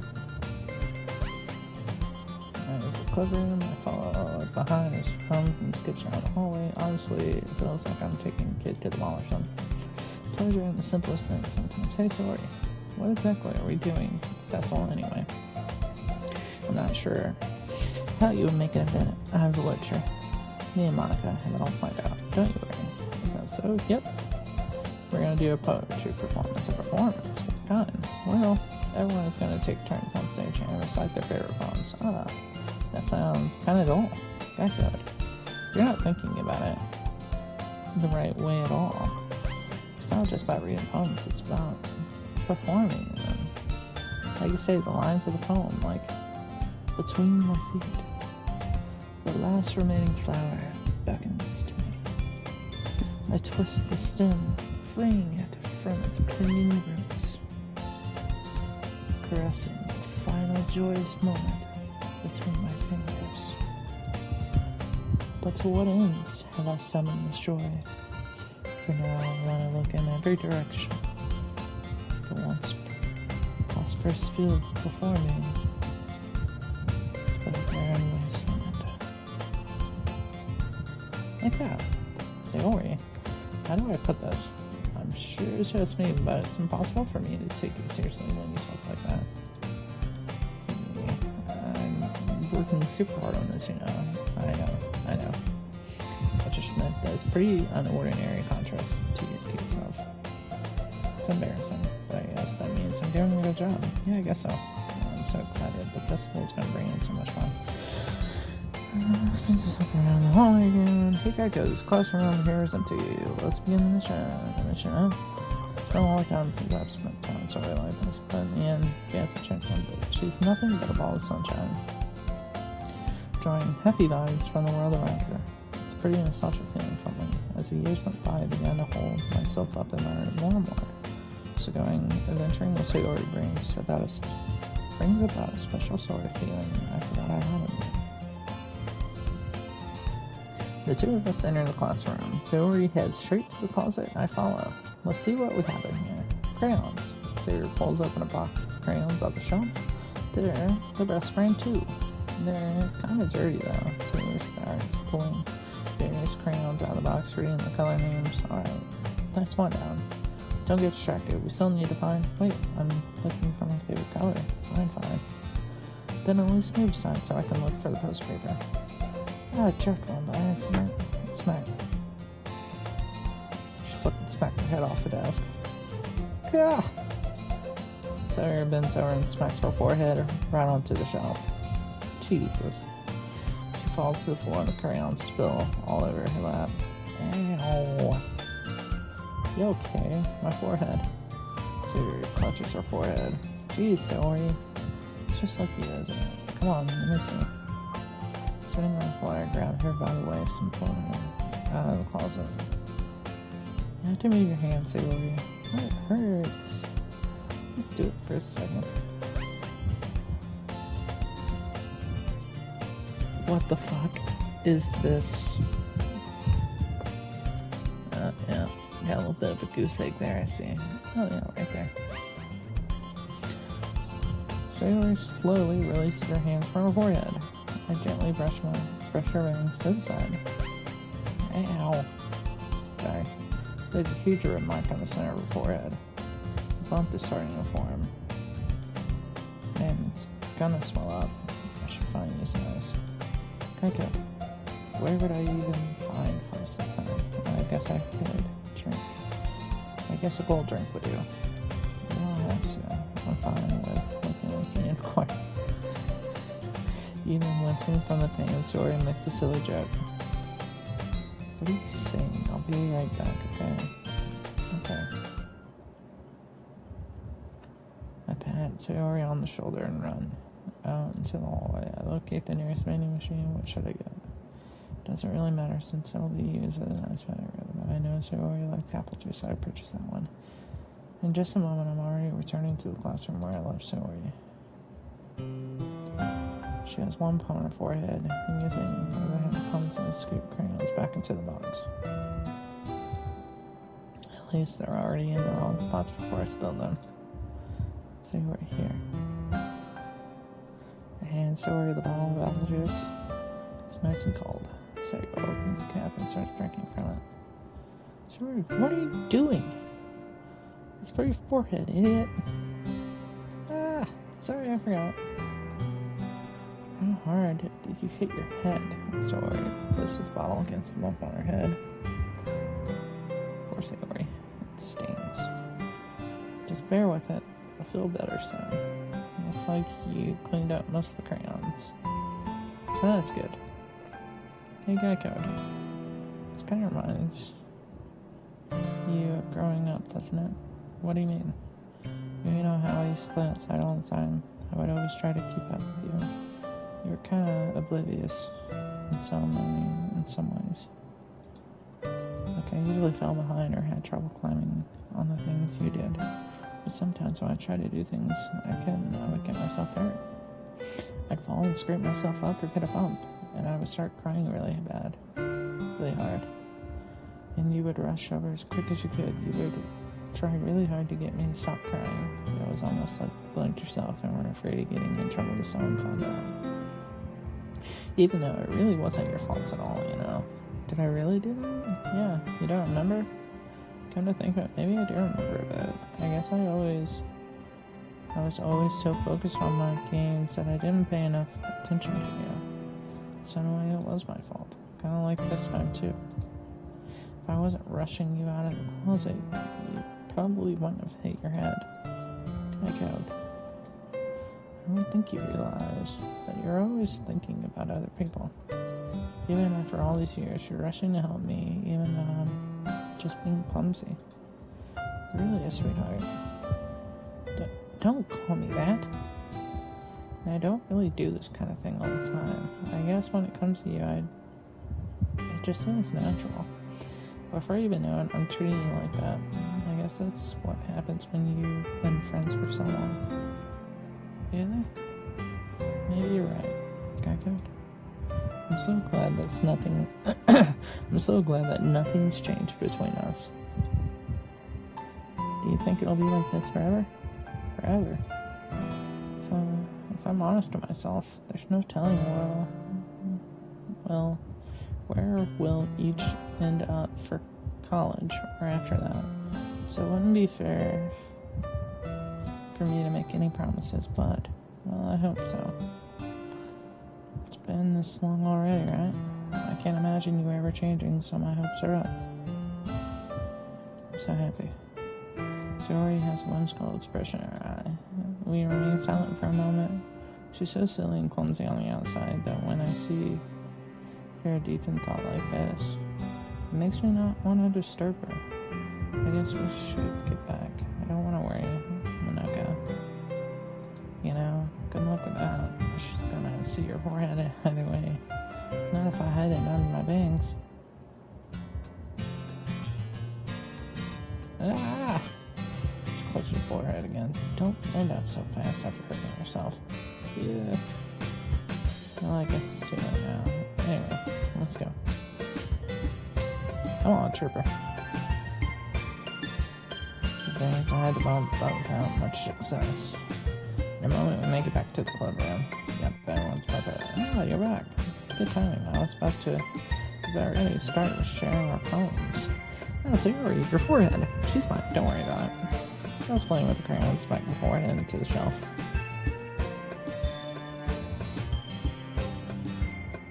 Well, anyway, were you able to find everything we needed? Uh-huh. I have it right. So we're frantically crayons. I forgot all the stuff. No!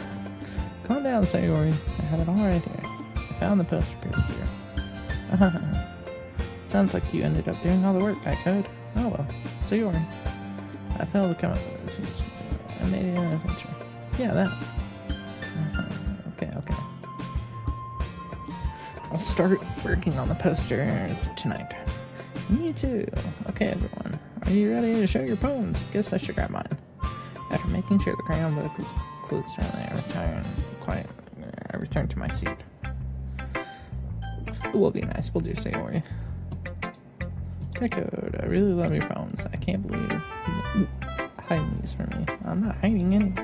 But your poems are so good. Yesterday and this one too.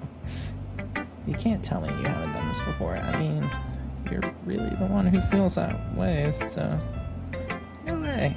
Not even Natsuki. Well, I guess Natsuki is least likely to admit how much she likes something, but I don't think it's that. What do you mean? Well, I guess I'll be honest about it. It's a lot easier to write poems when I'm thinking about you. What? What? Stop thinking weird things, idiot. I just mean that you're a really expressive person, I guess. How am I supposed to write poems about my own stupid life? Are you telling how to make everything in your life an adventure, even the little things? Cooking. Let's not talk about that. So yeah, I guess what I'm trying to say is that I can feel more feelings through you than I can myself. We had that kind of weird connection. It's your fault for getting me in my business. It's your fault for getting in my business all the time. I don't know if I understand, so you never understand when I try to explain things to you, do you? That's what we're saying. Hey. Not a kid, you know. Are you sure about that? Maybe. So he starts fiddling with her pencil between her hands. Hey, Code. Will you give me your phone? I kind of want to keep it. Why? Because, well, it's the first time you've written something for me. Sweet. Sayori, you completely misunderstood. I didn't write this for you. Sigh. Are you even listening anymore? Well, whatever. I'll give it to you when we get home. When we go home. Really? Snap. I brought my pencil. Sayori bends over to pick up the pencil she dropped. But being inattentive of her surroundings, she bumps right into me. It's alright. It's fine. I'll get it for you. I bend down and pick up the broken pencil. Clutches the desk behind her to support herself. Knees shaking. I'm a little clumsy today. Let's sit down, Sayori. Yeah, I got you. Anyways, read your poem. Oh, sorry, I forgot about that. It's not as good as yours. Jeez, don't worry. I'm sure I'll like it. Bottles. I pop off my scalp. Pop off my scalp like the lid of a cookie jar. It's the secret place where I keep all my dreams. Little balls of sunshine all rubbing together like a bundle of kittens. I reach inside with my thumb and forefinger and pluck one out. It's warm and tingly, but there's no time to waste. I put it in a bottle to keep it safe, and I put the bottle on a shelf with all the other bottles. Happy thoughts, happy thoughts, happy thoughts in a bottle. Happy thoughts, happy thoughts, happy thoughts in bottles and all in a row. Holy shit, this is a long poem. My collection makes me lots of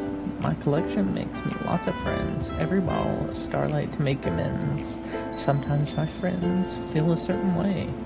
Down comes a bottle to save the day. Night after night, more dreams. Friend after friend, more bottles. Deeper and deeper my fingers go, like exploring a dark cave, discovering the secrets hiding in the nooks and crannies. Digging and digging, scraping and scraping. I blew dust off my bottle caps. It doesn't feel like time elapsed. My empty shelf could use some more. My friends looked through my locked front door. Finally, all done, I open up, and in come my friends. In they come in such a hurry. Do they want my bottles that much? I frantically pull them from the shelf, one after another, holding them out to each and every friend, each and every bottle. But every time I let one go, it shatters against the tile beneath my feet. Happy thoughts, happy thoughts, happy thoughts, and shards all over the floor. They were supposed to be for my friends who aren't smiling. They're all shouting, pleading, something. But all I hear is echo, echo, echo, echo, echo inside my head. Holy crap. Sayori, did you really write this? Of course I did. Didn't I tell you yesterday I was going to write the best poem ever? Yeah, but, I mean, I didn't expect something like this coming from you. Monica taught me a whole lot. And I've been really in touch with my feelings recently. I see that. It's almost kind of creepy. Creepy? Well, not exactly. Maybe because I'm so used to you being cheerful. Well, never mind. I'm thinking too hard about it. The point is, it came out good, so you should be proud of it. Oh, thanks. I feel like I was meant to express myself this way. It even helps me understand my own feelings a little bit more. Writing is like magic. You've gotten pretty passionate about this, huh? I hope you keep it up. Yeah, writing's the best. I'm gonna keep writing until I die. Don't get ahead of yourself. Dropping it no more than a week later. I wonder if this is one of those times. But seeing the passion in her eyes makes it hard for me to be pessimistic. We'll get to Yuri. Let's see what you've written for today. Well done, Gecko. Your skills are already improving. Really? Thanks, Yuri. Got my finger in the knees a lot. It's nothing. I'm just happy to help inspire fellow writers. I know you're new to this, so don't worry so much if it seems like you can't get your poem to feel perfect. You don't need to be afraid to be a little more daring. Metaphors can go a long way. Don't feel like you need to work your brain like turning a bunch of gears. Try letting your mind wander through the feelings and write down the things you see and hear. That's one way to truly enable your reader to see your mind. It's a very intimate exercise.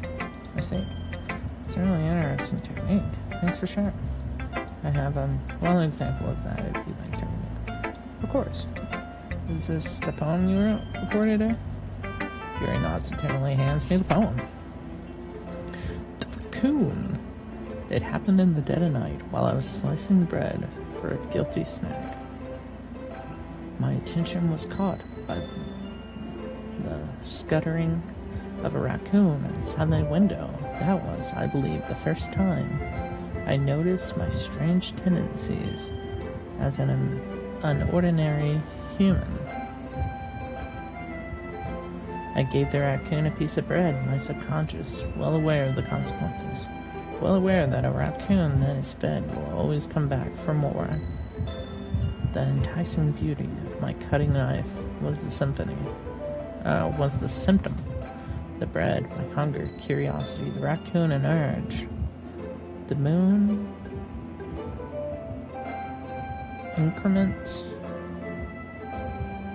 its phase and reflects that much more light off of my cutting knife. That very same light that glistens in the eyes of a raccoon. That glistens in the eyes of my raccoon friend. I slice the bread fresh and soft. The raccoon becomes excited. Or perhaps I'm merely projecting my emotions onto the newly satisfied animal.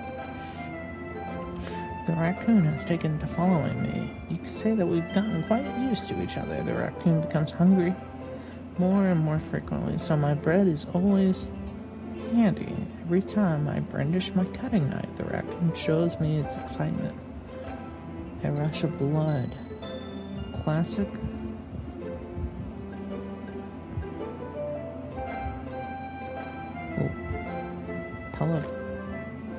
Pavlovi? I don't know. Conditioning. I slice the bread and I feel myself again. I slice the bread and I feed myself again. A little bit more daring with this one. Yes, right. I can see that. It's a lot more metaphorical. I don't know if it's my fault, but I can't begin to imagine what this poem's about. That's right. It's a bit closer to my preferred writing style.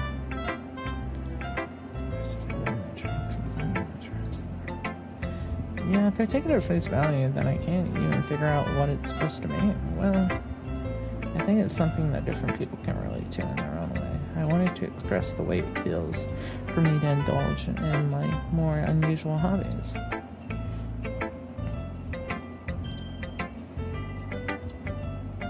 Why do you keep them to yourself? Because they're embarrassing and people would make fun of me. Don't you have anything like that? Yeah, I guess I do. I feel like everyone has a little something like that. The best we can do is respect each other and our other individualities, even if it's difficult sometimes, and some things make us uncomfortable. After all, if I hadn't learned to embrace my own weirdness, I would probably hate myself. I might be ranting a little bit now, but I'm glad that you're a good listener.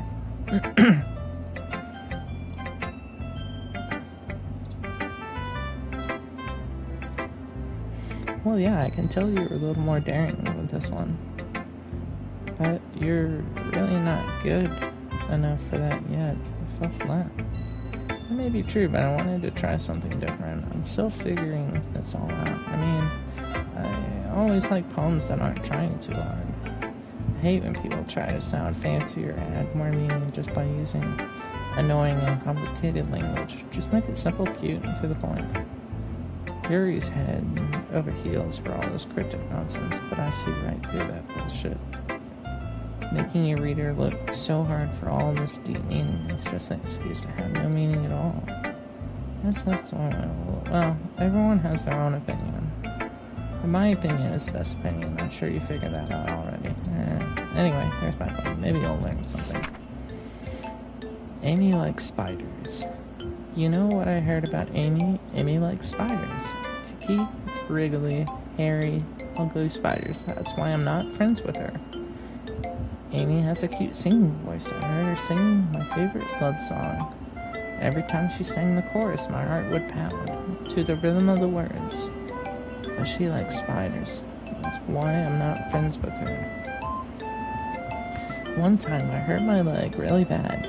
Amy hooked me up and took me to the nurse. I tried not to let her touch me.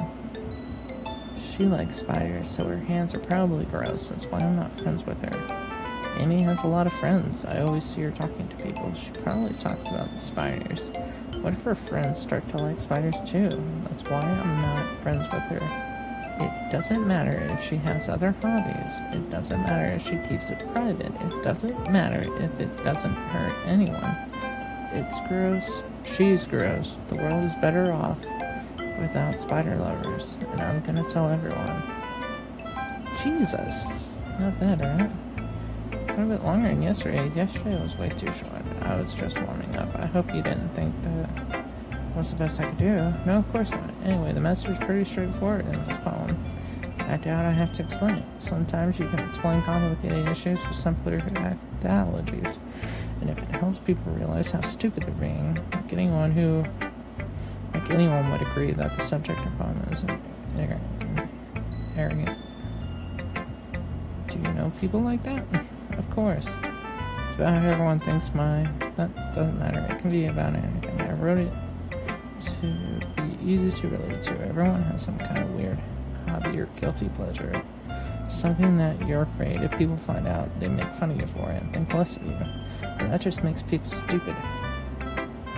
Who cares what someone likes as long as they're not hurting anyone and it makes them happy.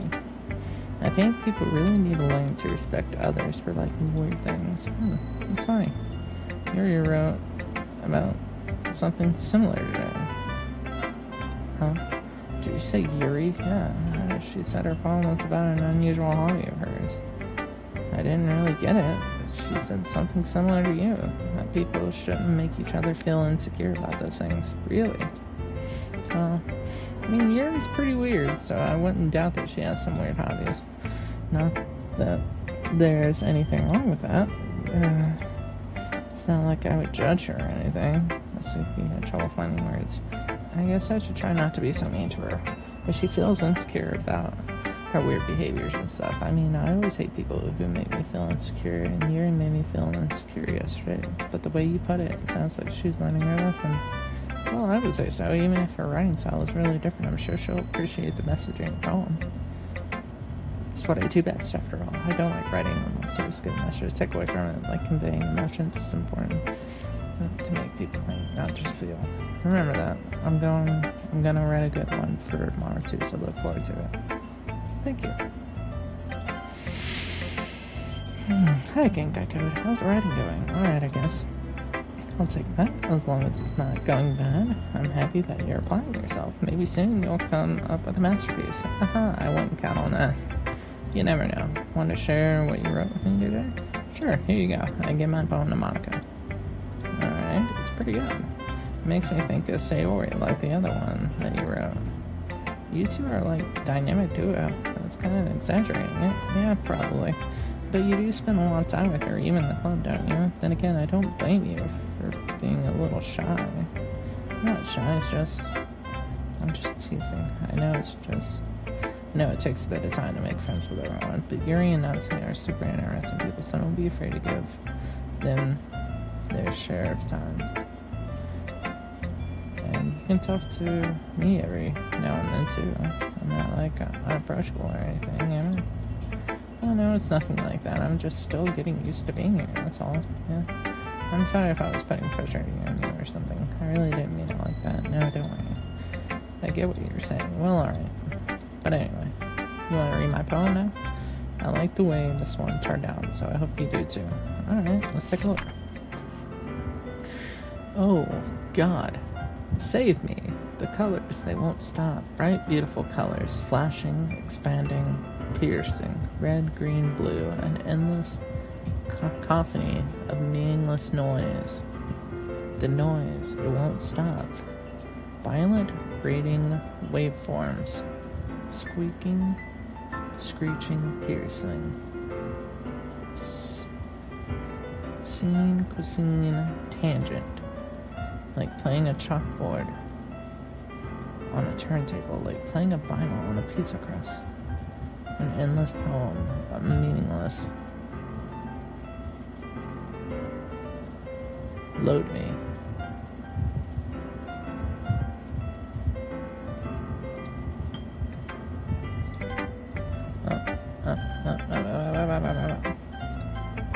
Huh.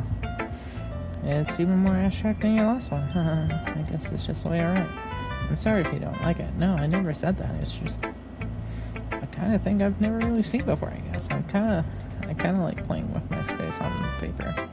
Choosing when and how to space my words can totally change the mood of the poem. It's almost like magic. The way I wrote the really short makes it feel like they're trying to speak over the noise. I see. It's so hard for me to tell what it's about, though.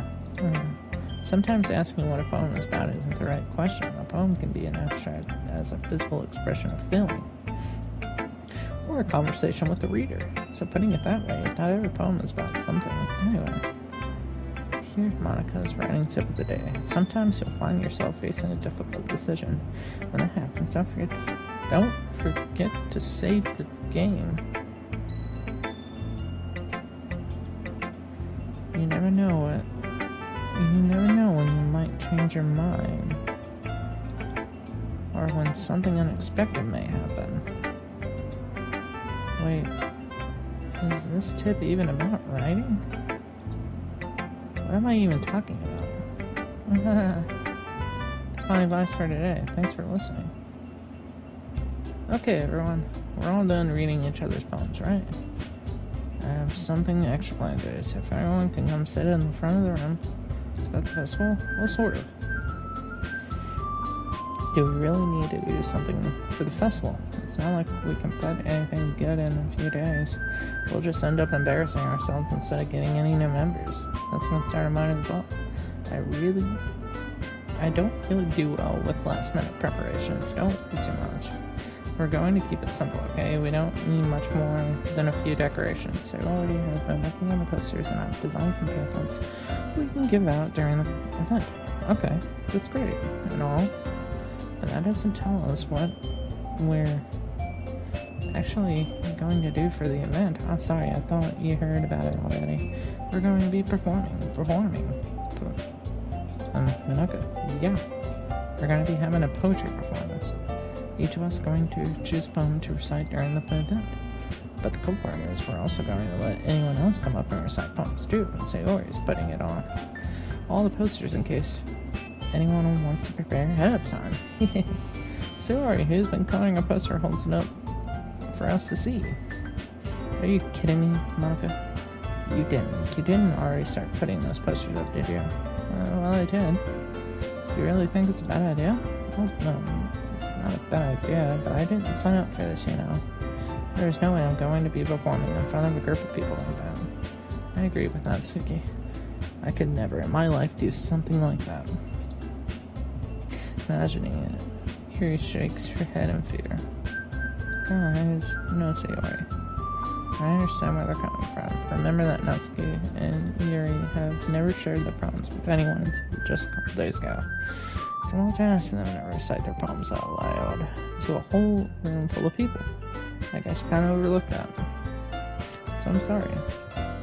But I still think we should give it our best. We're the only ones responsible for the fate of the club.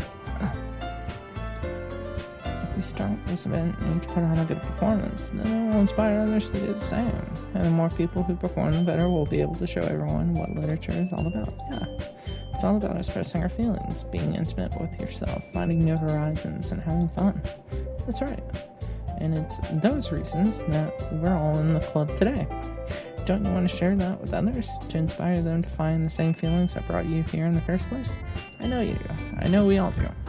And if it takes... Oh my gosh. And if all it takes is standing in front of the room for 2 minutes and reciting a poem, then I know you can do it. Sayori looks worried. I guess that leaves me no choice. I agree. I don't think it's too much to ask. I think that Sayori and Monica are trying really hard to get new members. The least we can do is help them out a little bit. Well, maybe, but looks like Natsuki doesn't have any arguments left. Okay, fine. I guess I'll just have to get it over with. Alright, phew. Thanks, Natsuki. What about you, Yuri? Yuri dejectedly glances around at everyone else's expectant faces. Sorry, I guess I don't really have a choice. What's everyone? You're the best, Yuri. This club is seriously going to be the death of me. Oh gosh, you'll be fine, Yuri. But anyway, let's move on to the main event. I want each of you to choose a poem of yours. We're going to practice reciting them in front of each other. No way. Monica, this is too sudden. Well, if you can't recite your poem in front of the club, how do you expect to do it in front of strangers? Oh no. Don't worry, I'll start off to help everyone feel a bit more comfortable. Can I go next? Ah, of course. Now let's see. Monica floats. She then stands behind the podium. The title of the poem is The Way They Fly. Her clear, confident voice fills the room. More than that, her inflection is pristine. She knows exactly how to imply emotion behind each line. She's bringing the words to life. Is this something she's done before, or is she simply natural? Everyone has their eyes on Monica, so it looks amazed. She really has an attention that I don't understand. The four of us applaud. Monica takes a breath and smiles. That was so good. Thank you very much. I was just hoping to set a good example. Are you ready to go next, Sayori? I'll go next. Yuri's fired up all of a sudden. clutches sheet of paper between her hands and stands up. She walks quickly over to the podium. This poem is called Yuri. She was. You can do it, Yuri. It's called After Image of a Crimson Eye. Yuri's voice shakes as she starts reading the poem. Just a moment. She practically refused to do this. Why is she suddenly putting in so much effort? As Yuri gets past the first couple lines, her voice changes. It's almost as what happens when Yuri gets turned into a rush. Her quivering words transform into a sharp syllabus of fierce and confident warning. The poem is full of twists and turns in the structure she insinuates with perfect timing.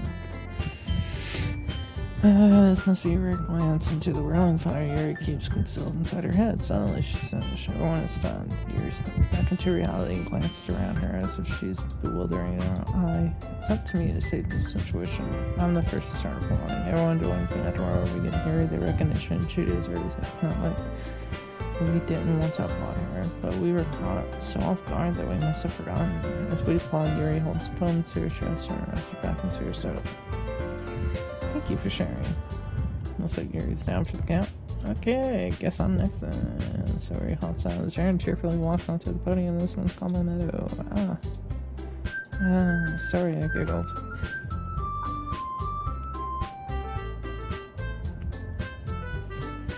How'd you guys do it so easily?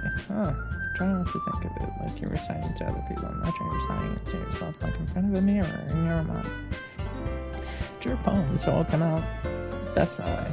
I see. Okay. It's her poem. Somehow it feels like her soft voice was made a perfect match. It's an earnestly cheery like story is. It's serene and bittersweet. If I were to read this on paper, I probably wouldn't think much of it, but hearing it from Sarah's voice almost gives it a whole new meaning. Yes, but certainly when she said she likes my poems, it's like I get to reach more deeply into someone I thought I knew through and through. Sort finishes and we applaud. I did it. Good job, Sayori. What's that even mean? Came out nicely, Sayori. The atmosphere fits you really nice, but there might be the other problems. Wouldn't work quite as well with that kind of delivery. I don't really understand. In other words, I've seen poems yours where the sort of gentle delivery wouldn't work as well. You might need a little more force behind it, depending on what you're reading. I know what you mean. I've been practicing that kind of thing. I'm gonna make you pick a poem that challenges you a little more. We don't have much time before the festival, you know? Okay. Now who's next? Natsuki? Don't make me go before Good. It's not like I can compare to you as any guy. Might as well let Gecko lower everyone's standards a little before I have to do it. Jesus! Fucking bitch. It's fine. Might as well get it over with. It's not like I have much of a selection of what to read. I'll just have to go with what I wrote today. I'll stand up, and sit in front of the podium. Everyone has their eyes on me, making me feel terribly awkward. I recite my poem. Since I'm not exactly confident in my own writing, it's hard to put energy into it. Despite that, once I finish, I receive applause anyway. So I am not really as good as everyone else. Don't worry about it so much.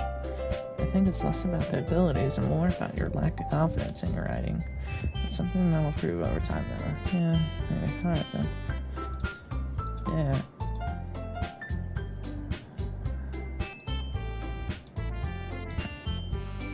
It's called, why are you all looking at me? Because you're presenting. One's gonna jump. So she takes a breath. Once she starts her second part, the spirits while she is still a little unenthused, her poem has a rhythm and a vibe to it. So Suki straighteners out her legs, probably while she's spoken about the words. I feel like they bounce up and down as if they're giving lack of finishes and everyone applauds. She husks back to her seat. Wasn't so bad, was it? Easy for you to say. You better not make me do that again. Oh well. Do you at least feel prepared enough to recite a poem in front of... I mean, doing it in front of other people will be easier. I can put on whatever face I want to for other people, but it's not just my friends, it's just embarrassing. I think it would be the other way around. Well, that's just how it is. So I guess in that case, you won't have much to worry about the festival. But it's sad. I want to thank everyone for coming through. It might be hard, but I hope that you all have an idea of what it's like now. Make sure you pick up on and get enough practice before the festival begins. All we need.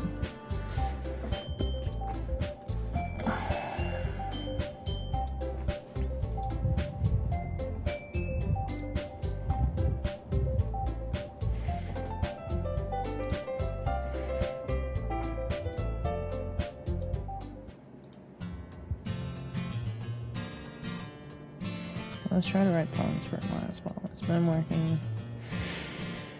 Whew, shit. I don't know how I feel about those fucking narrative games.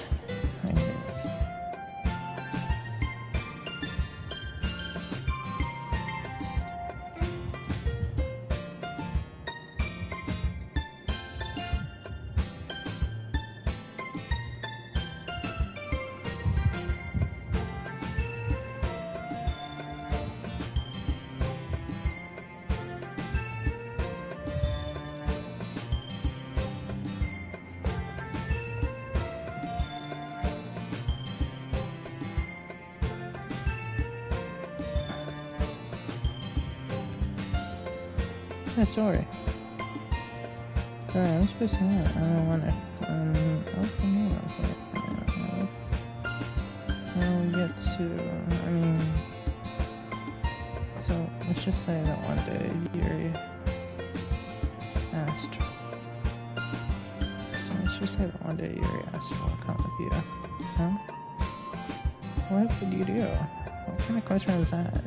You're kind of putting me on the spot here. You know what?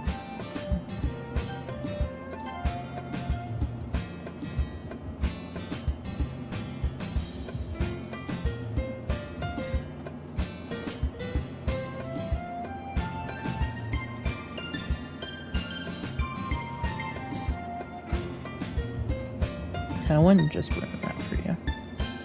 So silly, Code. You think about me too much sometimes. Yuri would deserve it if she wanted it, so.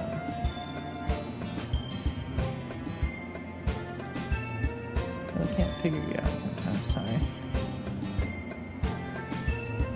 Besides, what's the point in speculating? Something that's never going to happen. Go off. Kind of weird thing for Sarah to care so much about. But I want to respect her and keep her happy too. And again, the festival is only a few days away. Who knows what will happen in that time?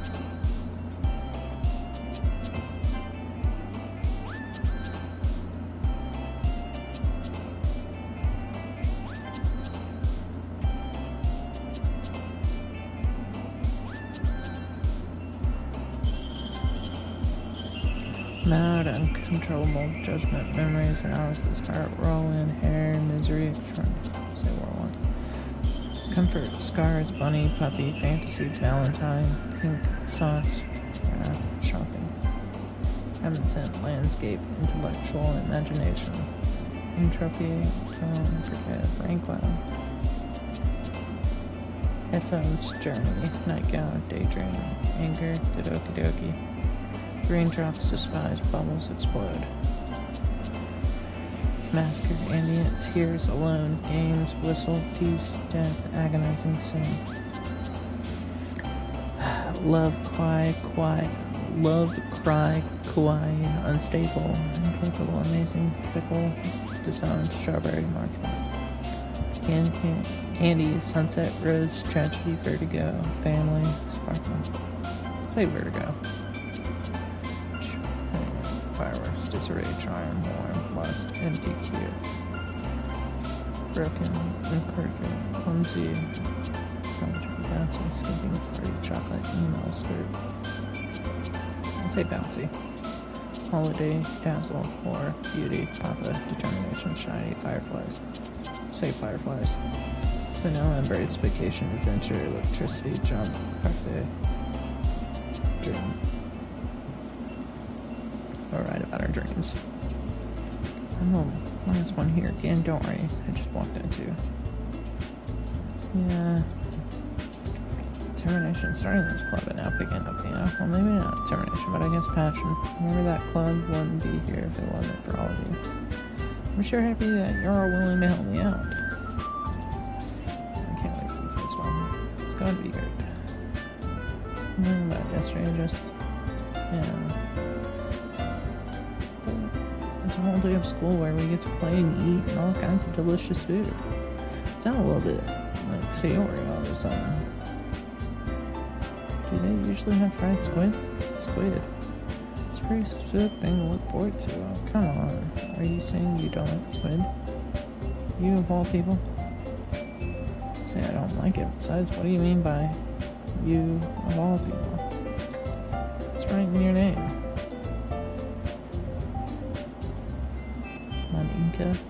Monica? Nika? It's not how you say my name at all. Also, I checked it, so that's in translation. Let's just focus on her. I don't know about that for today, okay?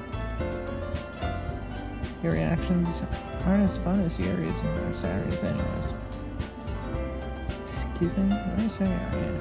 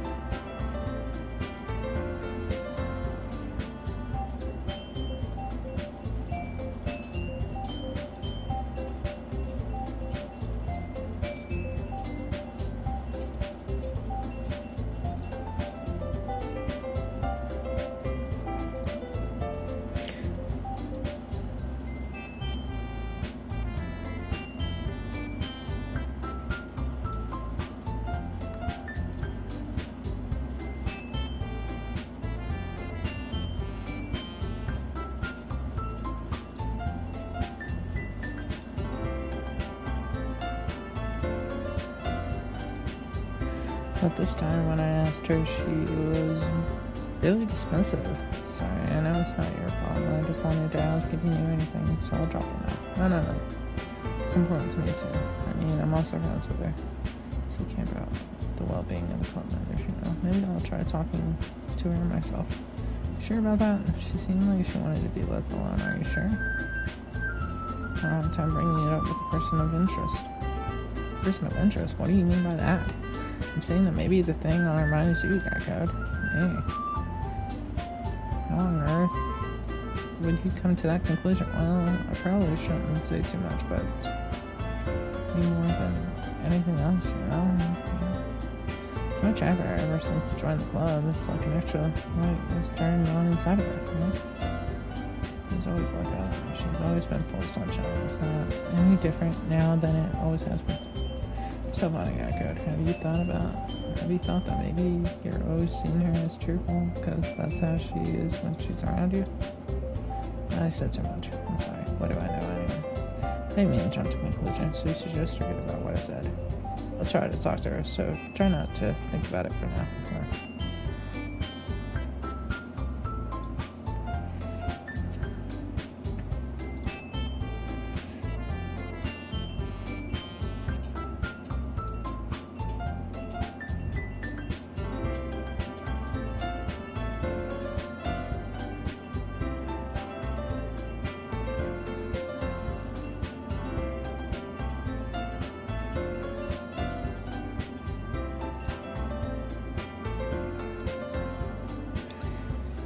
Oh, God.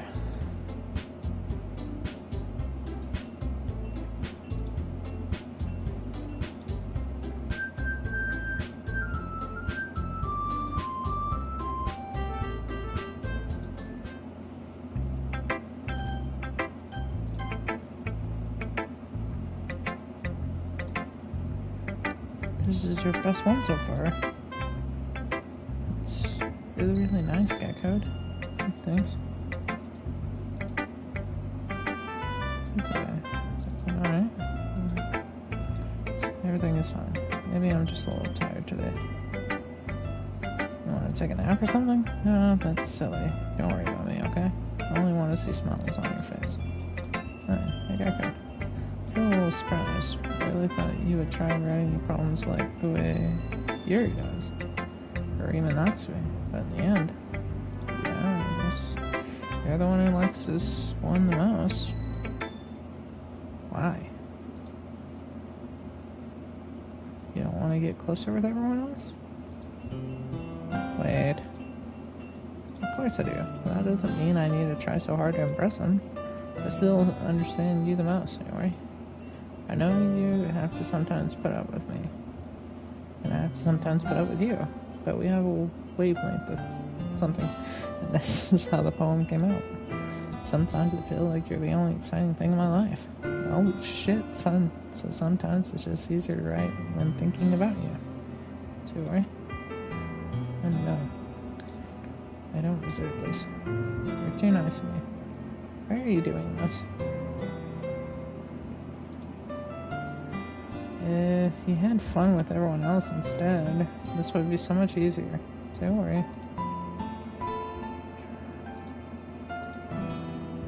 Probably never said this before, but I don't understand what you're feeling right now. Cheer you up.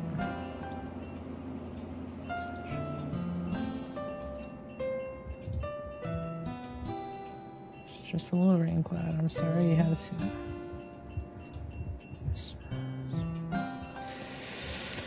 Oh, God. Go play with everyone else. I'm gonna go home a little bit earlier there, so...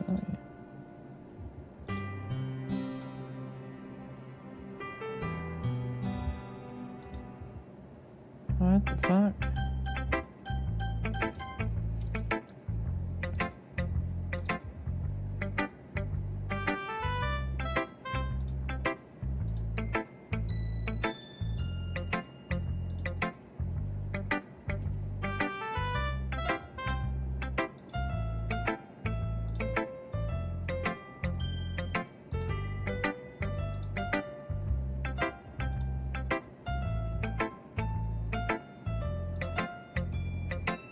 But it's been fun getting to know everyone in the writing. I guess doing some writing myself. It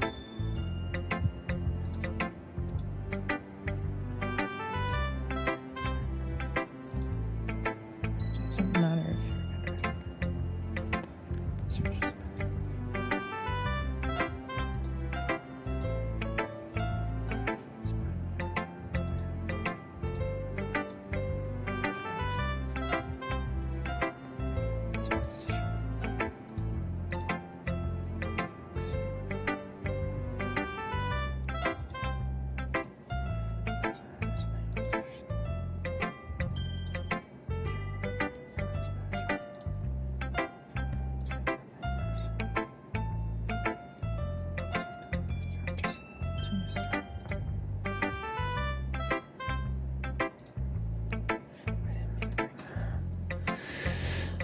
let's move on. Yeah.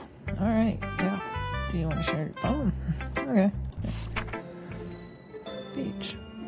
A marvel millions of years in the making, where the womb of Earth majestically meets the surface under a clear blue sky and expanse of bliss, but beneath gray rolling clouds and endless enigma, the easiest world to get lost in is one where everything can be found. Wow. One can only build a sandcastle when the sand is wet, but when the sand is wet, the tide comes. Will it gently lick at your foundation until you give in? Or will a sudden wave send you crashing down in the blink of an eye? Either way, the outcome is the same, yet we still build sandcastles. I stand where the foam wraps around my ankles, while my toes squish into the sand. The salty air is therapeutic, the breeze is gentle, yet powerful. I sink my toes into the ultimate boundary line. Tempted by the foamy tendrils, turn back, and I abandon my peace to erode at the shore. Drift forward, and I return to Earth forevermore. Why the beach is kind of a alien thing to write about, but I did my best to take a metaphorical approach to it. You say that like you didn't want to write about it. You're saying, that's good. Well, it was amusing that we wrote about something similar in such different ways. Just write about the same topic as. So I suppose it's better compared to differences. Anyway, that was her idea. Knowing her, it's no surprise she would want to do something like that. She probably just wants to show off particular interest in her writing, so I just went with her request. But it's not so bad to write about something simple on occasion. It can be refreshing, you know. It's good for me to calm my thoughts. Thanks for sharing.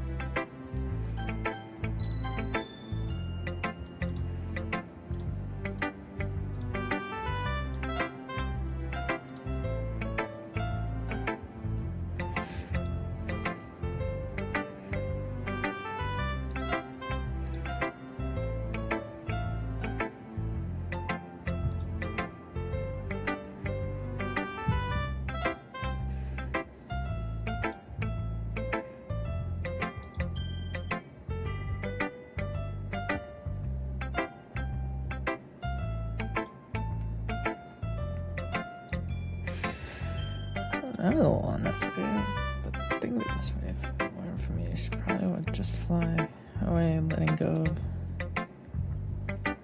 take care of each other.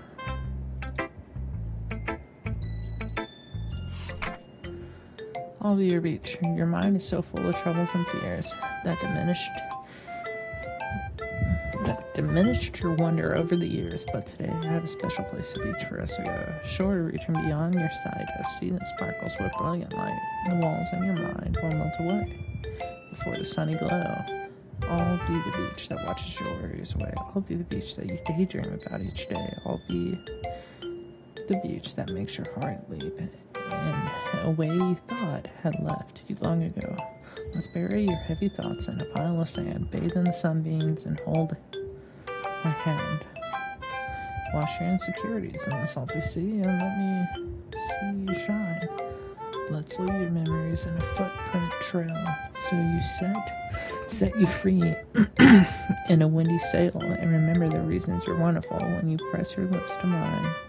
I'll be the beach that washes your worries away. I'll be the beach that you daydream about each day. I'll be the beach that makes your heart leap in a way you thought had left you long ago. But if you let me by your side, your own beach, your own escape, you'll learn to love yourself again.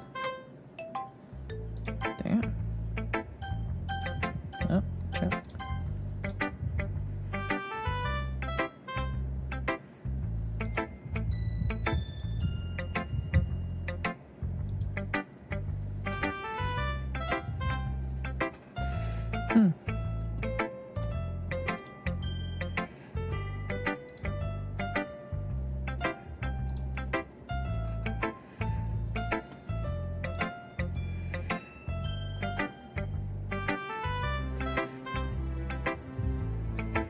I mean, who are you trying to impress?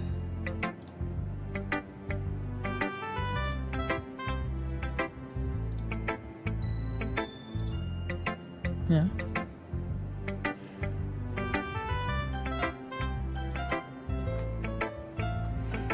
Hi, Guy Code. Have you thought about what you want to submit? Being in the club is one thing, but performing in front of a bunch of people, I'll have to give you something more thought. Okay, no pressure. I'm sure it'll turn out great. It would also make me happy to see. So I got to sure.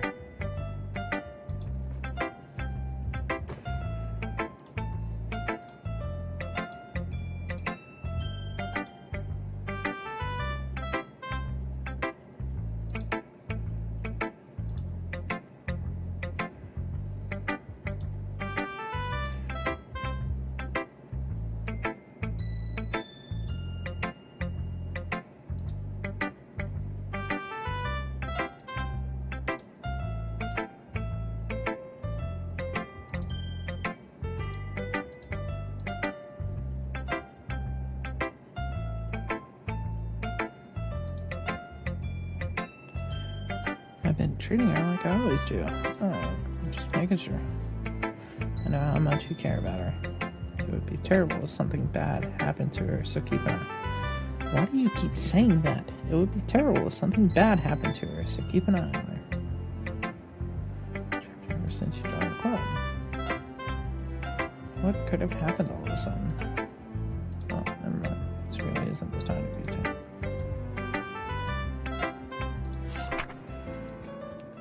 The lady who knows everything. An old tale tells of a lady who wanders earth. The lady who knows everything. A beautiful lady who has found every answer, all meaning, all purpose, and all that was ever sought. And here I am, a feather, lost adrift.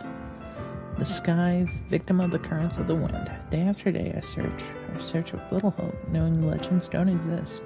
But when all else has failed me, when all others have turned away, the legend is all that remains, the last dim star glimmering in the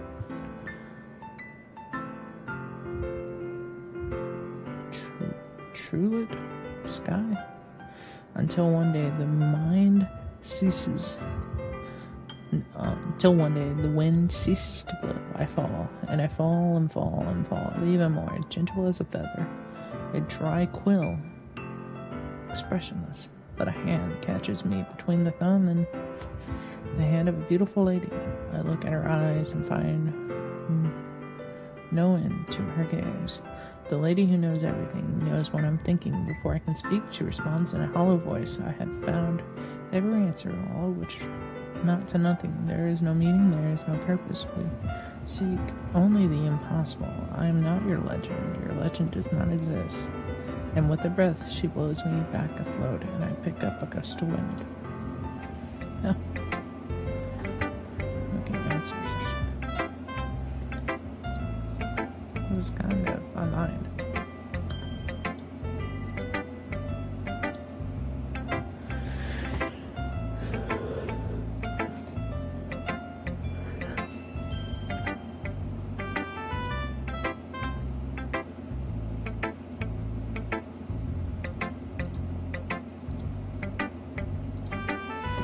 We wouldn't really have anything to write about, would we? I mean, yeah, you're right. Humans aren't two-dimensional creatures. I think you'd know that more than anyone. What the fuck is that supposed to mean? You mean one-dimensional. Ah, yeah, that. Anyway, here is Monica's writing tip of the day. Are you ever too shy to share your writing because you're afraid it's not that good? It can be really disheartening to get a lukewarm response to something you put so much into. But if you find other people who enjoy writing, then sharing becomes a lot easier. Because instead of just telling you what you're writing, instead of telling you that your writing is good or okay or bad, they'll want to focus more on everything that went into it and the things you can work on. It's much more encouraging that way. It will make you want to continue improving. It's almost like having your own little literature club, don't you think? It's my advice of the day. Thanks for listening. Okay, you three. We're all done sharing bones, right? Why don't we start? Hold on a second. Was it just me or did You say something strange just now. Something did sound a bit unusual. That's right. Deviated from usual catchphrase when I was in the club. Catchphrase? I don't have a catchphrase. Jeez. Why is the mood so weird today? Look, everyone, even Yuri isn't immune to it.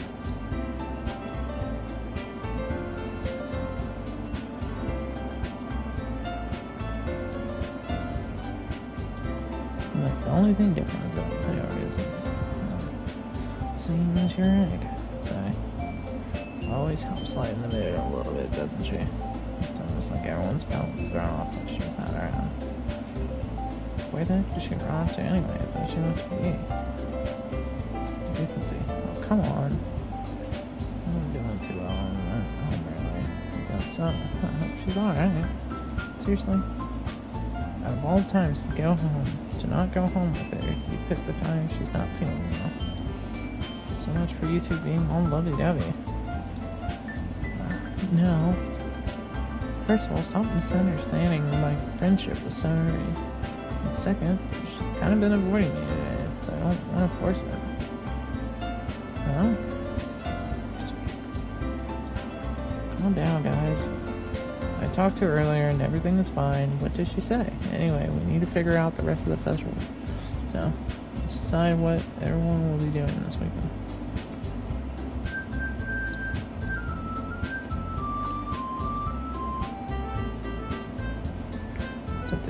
And as for myself, I'm going to be printing and assembling the poetry pamphlets. And as for you, Yuri, you can, guys, can you help me come up with something for Yuri? I'm useless. No, it's not it at all. You're the most talented person here, you know. Now, Nasuki's time too. Jeez. Even I can tell now. Guess I never gave Sayori enough credit, but I can tell things are even harder on you when she's not around. That may be the case, but if I can't also be a leader on my own, then I won't grow as a person.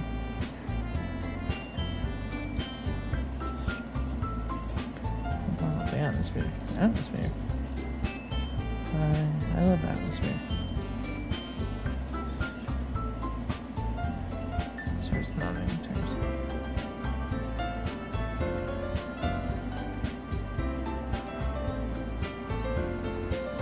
Truly. Don't say that. In fact.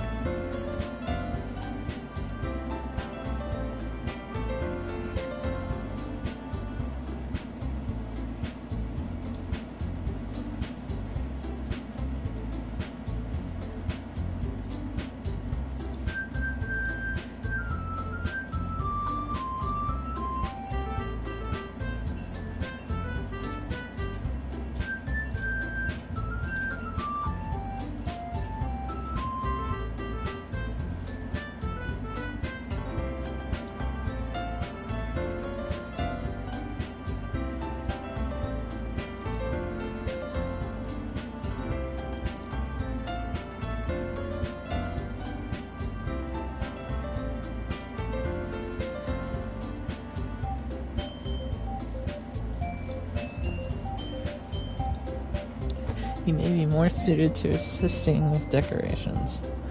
Okay, we're getting kind of fucking weird here.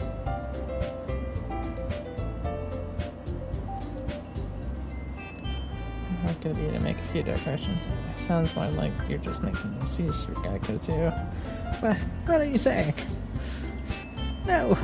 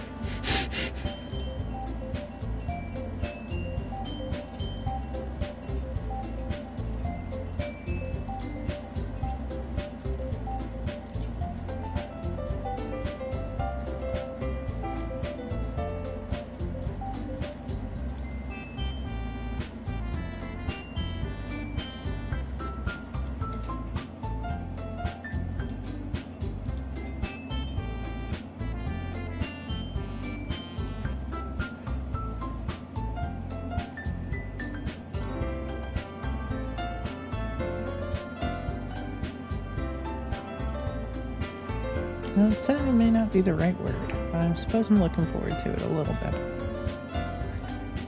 Yeah, well, I guess I could say I'm interested in how it'll turn out. That's good enough for me. What about you, Natsuki? Natsuki? Why is everyone yelling at me? I didn't even do anything. No, that's not what I meant it.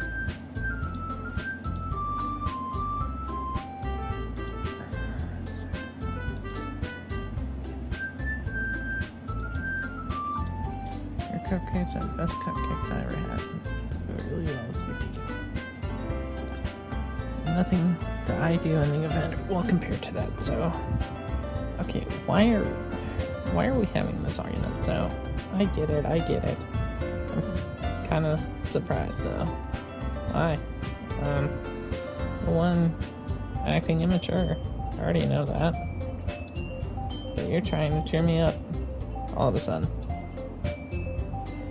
I'm not very good at it. God, just take the compliment. I'm sorry if I said something bad.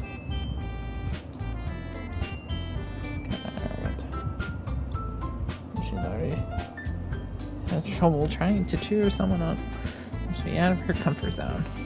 That's good for her. But again, Yuri was trying to sound like Sayori. Even if it didn't work properly, I can tell it's true.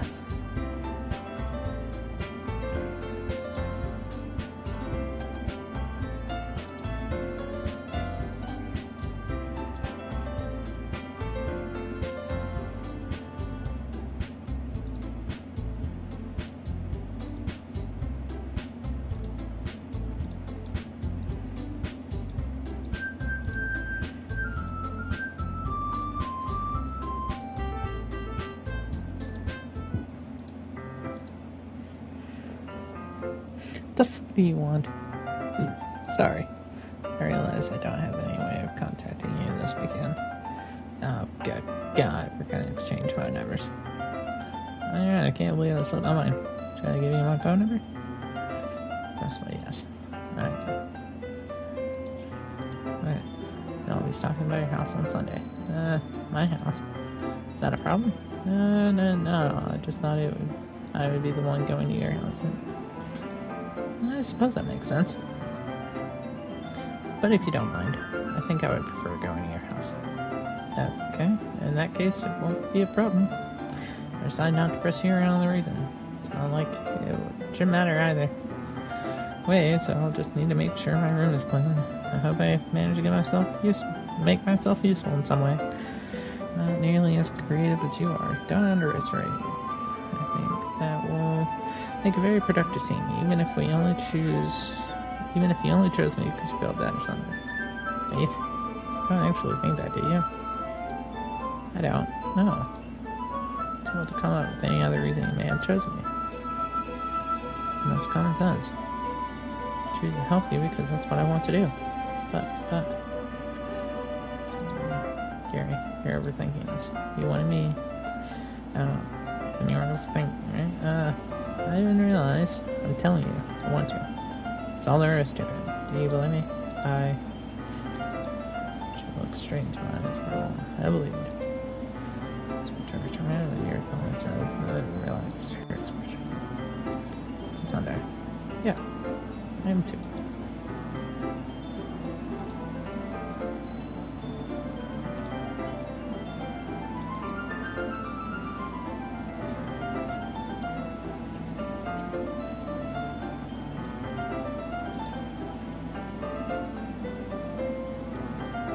Probably nothing.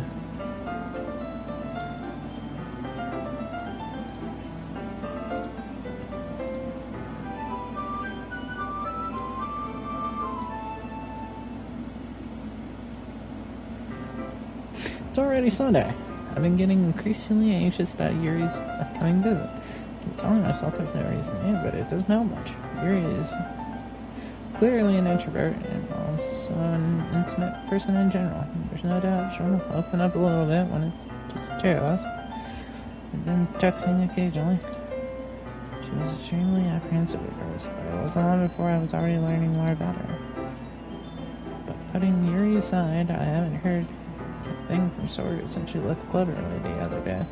It's not like we text each other all the time or anything, but I've been worried about her in the back of my mind. Sora said about Minoka said it was really okay for me to put Sora's feelings aside when she needs me. I decided to visit Sayori before Yuri comes up. They're asking if simply tell her I'm coming over. Just like we've done in the past. Knock on the door for entering myself again. We used to play so often that we made each other's houses like we were family.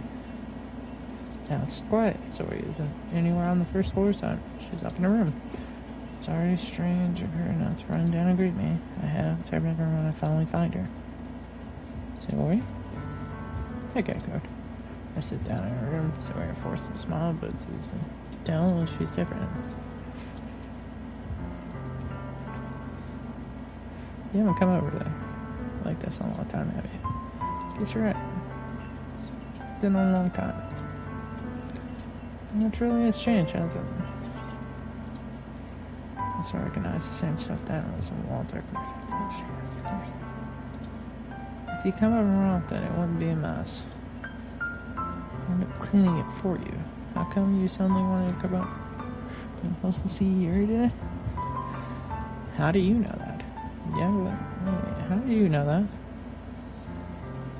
Sayori, I already was unnatural for to keep me. What about you? Are you going to be helping Monica today? Of course. But I'm helping her online. I didn't plan to meet up or anything. So it's just me and Yuri then. Yep. The silence between us. Stares in the random direction. Everything about her day was really uncharacteristic. I found it to a point. I just wanted to see how you were doing. After you left on Friday, and something's wrong. You can't hide it from me. I know you too well. So, it's no good, guy code. Huh? Why can't it just be like it's always been? This is all my fault. If I didn't get so weak and stupid mistake, then you wouldn't have been worried about me at all. You wouldn't have come here. You wouldn't have even been thinking about me right now. Holy shit, but this is just my punishment, isn't it? I'm getting punished for being selfish.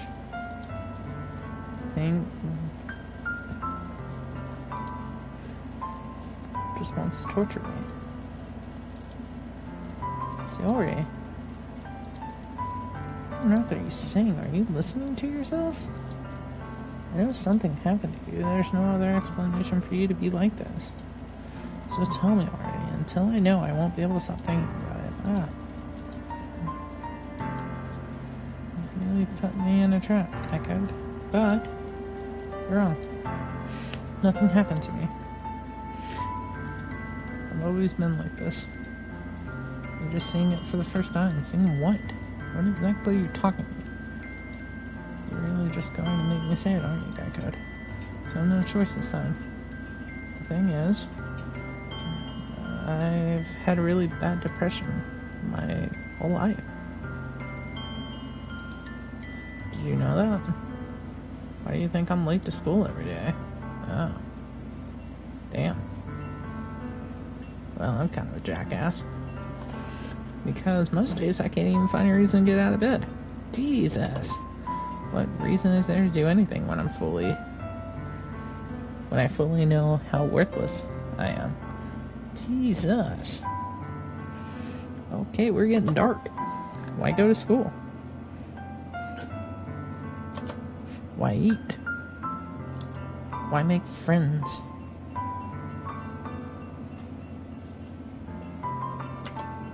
Why make other people put their energy in caring to waste having them spent on me? That's what it makes me feel like. What it feels like. And that's why I just want to make everyone happy. Without anyone worrying about me. I'm in shock. I can't even figure out how to respond. How is it possible that Sayori kept this from me the entire time? I've known her. Did she really want so badly for me just to not think about her? Why, Sayori? Why is it that you never told me about this? It almost feels like I've been betrayed as your close friend. As if I knew, I would have done everything I could to support you. Even if there's only so much that I could do. I would have tried a little bit harder to make every day a little better for you. That's why I'm your friend. All you had to do was tell me. You don't understand it all, Guy Code. Why do you think I didn't tell you? Because I probably would have treated her different. Because if I told you, then you would have to waste effort caring about me instead of doing important things. I don't want to be cared about. It's bittersweet when people try to care about me. It feels nice sometimes, but it also feels like bad. It feels like a bat swung against my head. That's why I wanted so badly for you to make friends with everyone else. Helping everyone be happy together is the best thing for me. But then I discovered something else too. Seeing you make friends and get closer with everyone in the club feels like a spear going through my heart. So that's why I decided the world just wants to torture me. Every path leads to nothing but hurt. You're right that I don't understand. I don't understand your feelings at all, Sayori. But I don't need to understand. Whatever it takes for me to help you stop hurting, that's what I'll do. No backroad. There's nothing. Nothing at all. The only thing that could have helped is if everything could be like it always was. But I was selfish. I finally showed you what a horrible person I am. I made you join the literature club because I was selfish. And I was punished by my heart hurting in a way that I couldn't understand. And now you came here and I made you hurt too. I'm just weak and selfish. That's all I am. And that's why I'm going to accept these punishments. Deserve every last one of them. Without thinking, I once again grabbed Sawyer short. This time I pulled her into a tight embrace. Zoe, I don't care if you feel selfish. I'm really happy that you convinced me to join the club. Seeing you every day makes it worthwhile enough. If I make friends with everyone else, then it's just a bonus. But please, never underestimate how much I care about you. I wouldn't have it any other way. Okay, good. Sarah isn't hugging me back. But my arms being wrapped around her, Sarah's arms remain at her side. She starts sobbing next to my ear. No. Don't do this to me. Please don't do this. Good. Barely managed to speak between the sobs. I don't know if I'm doing the right thing. But all I want is for her to know that I care. If you have it in you to call yourself selfish, then you have to let me be selfish too. No matter what it takes, I'll figure out what needs to change. I'll make things just go away. And if there's anything that you need me to do, then you better tell me. I'll get mad if you don't. I don't know. Gently, Sawyer finally puts her arms around me in return. I don't know anything. It's all really scary. I don't understand any of my feelings. The only time I'm not feeling nothing is when I'm feeling pain. Holy shit. Jesus. Okay, but your hugs are so warm. And that's really scary too.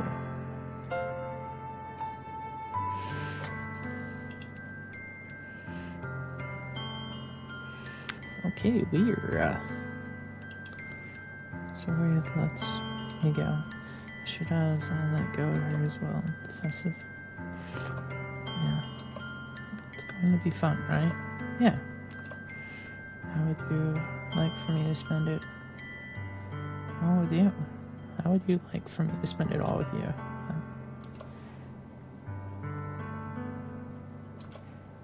That's what I want.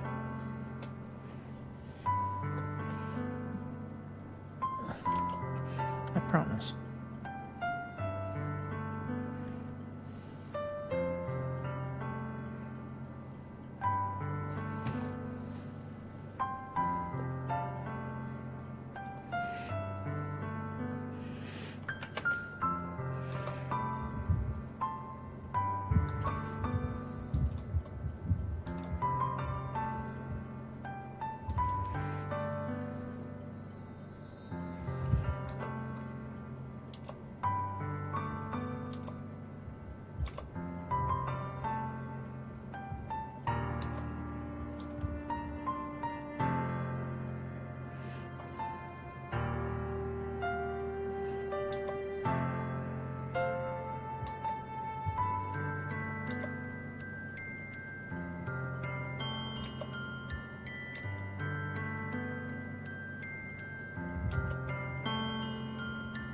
Hmm.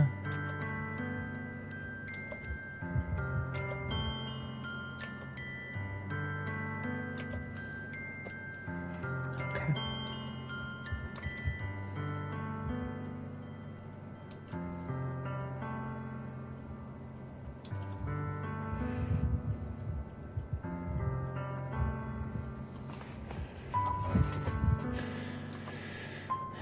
I shouldn't be worrying too much. We're definitely gonna have a great time. I should just focus on what's ahead of me.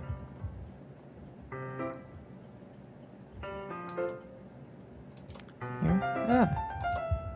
Goodness. You're a little early. I'm sorry I wasn't home yet. Were you waiting a long time? No, I just got here. But I started to get really nervous when no one answered the doorbell. You always could text me. If I had known, I would have reassured you and hurried more on my way home. I suppose it's true. I didn't think of that for some reason. It should be common sense to do that, but I decided to ignore it. Anyway, let's go inside. I see you brought a lot of stuff with you. That's right. Did you manage to find everything I asked for you to buy as well? Yeah, pretty much. At least I hope I got everything right. I'm sure it'll be fine.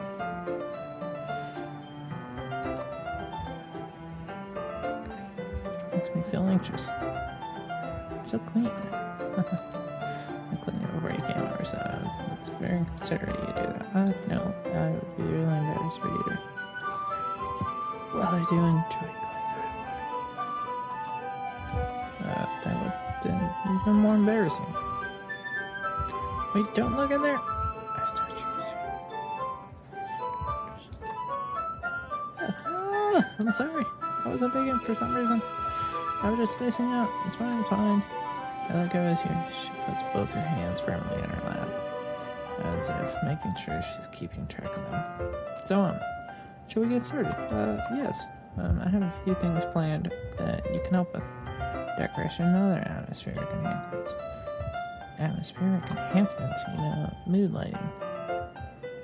Aromatherapy candles. Oh wow, I didn't know you planned on taking dog bar. Of course. I want to help take our gas to a faraway place. Oh, Minnie will solve by just out of curiosity and for cupcakes, I guess. Rare crime that will leave them wanting more. That's great. It's easy to forget. You're a pretty intense person. Ah, intense. I guess that's the best way to put it. Is that a bad thing? Not at all. It's something that I like about you, actually. It makes me feel relieved. I'm kind of happy. Yeah, no need to be so anxious. You can relax a little. Relax. I brought some things for relaxation. I was going to use furniture. Oh yeah, like what? Let's see. Gary rummages through her bag. She pulls out a few candles and one cylinder-shaped object. I did some shopping on the way here, so I happen to have these in my bag. I plan to cover the windows in black paper and use candles to light the room. Yeah, that would be really neat. What's with the wind thing, though? Walls. How familiar are you with that? No, not familiar at all.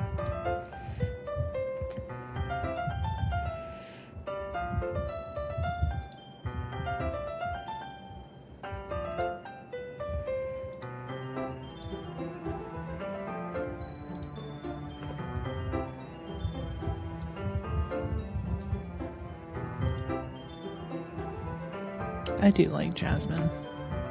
Jasmine. I like the smell of jasmine. Fuck with it.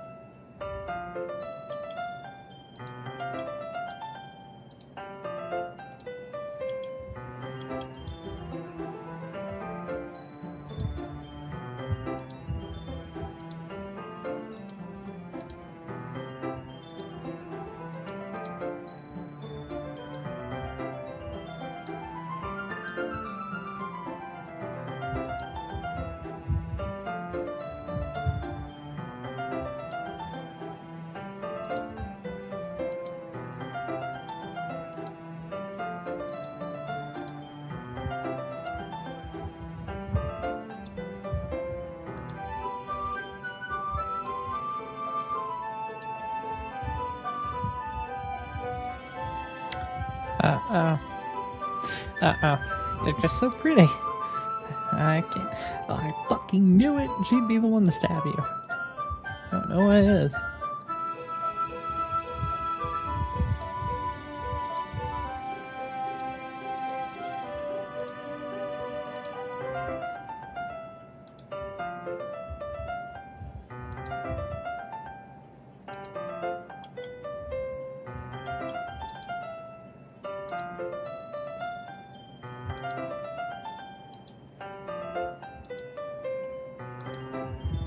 Sure.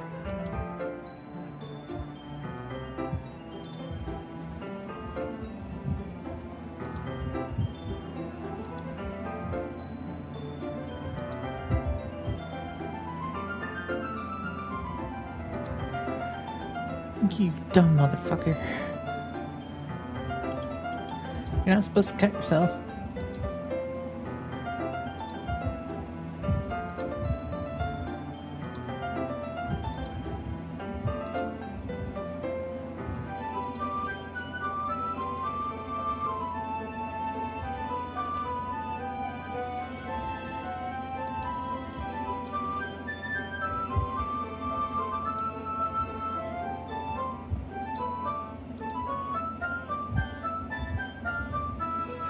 What the fuck?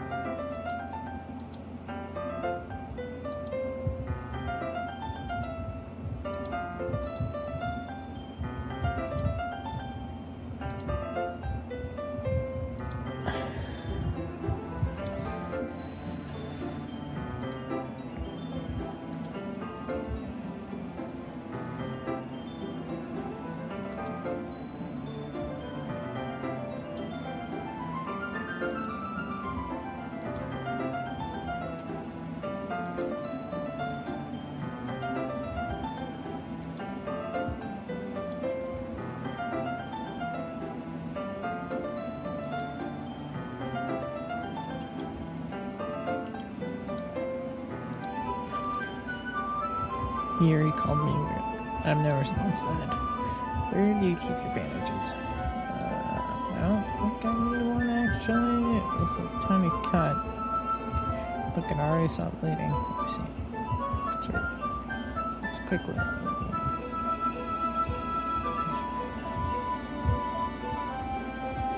Meanwhile, I continue to make progress on the paper. After we... it looks better than I expected.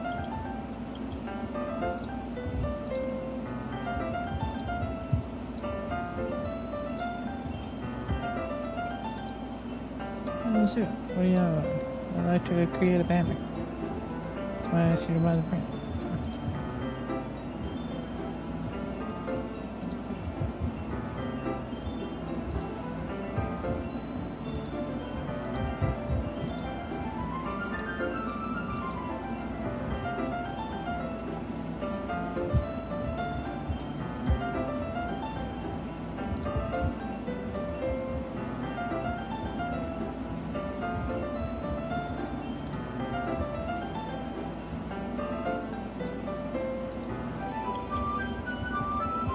Yuri, what the fuck are you doing?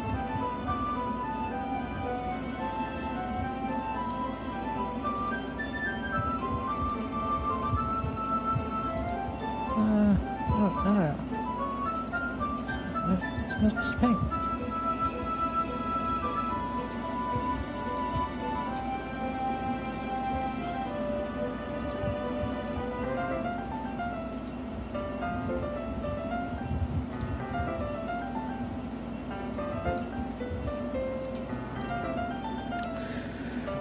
Jesus.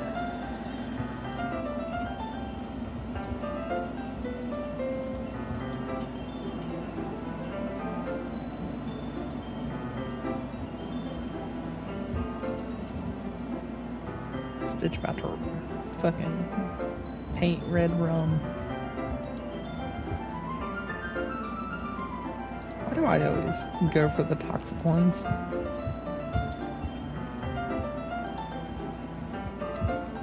Yeah, it is, man. I feel that way too. You stop spinning for a moment, thinking to yourself. For me, I don't need to go out and do crazy things to have fun.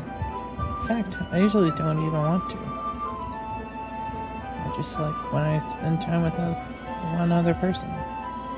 Just like, and I can spend time with one other person. Yuri, even if it's something simple like reading, it doesn't even matter if we don't talk much. Just having a friend next to me makes me feel a little bit nicer. I think that's all it takes for me to be happy.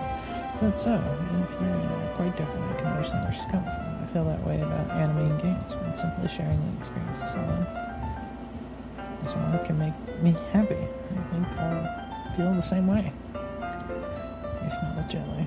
I knew you would understand. Yuri leans over the banner to grab an unused paintbrush. But I knew at the same time, causing my head to bump into hers. Gah! It's alright. He reels back and I quickly lift my hands and express. Oh, Jesus Christ. Are you hurt? No, I'm not hurt. It just startled me, that's all. Sorry, I should have asked you to get it for me. It's not your fault. Oh, your face. Droplets paint on your face and neck. Is there something on my face? Yeah, I accidentally got paint on you. Sorry, it's totally my fault. I'll get a towel right away.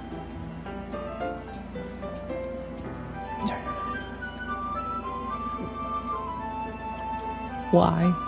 Why are you fucking making that fucking face? That's fucking weird. Okay, I'm just trying to get the fucking paint off you. Okay, stop being fucking weird.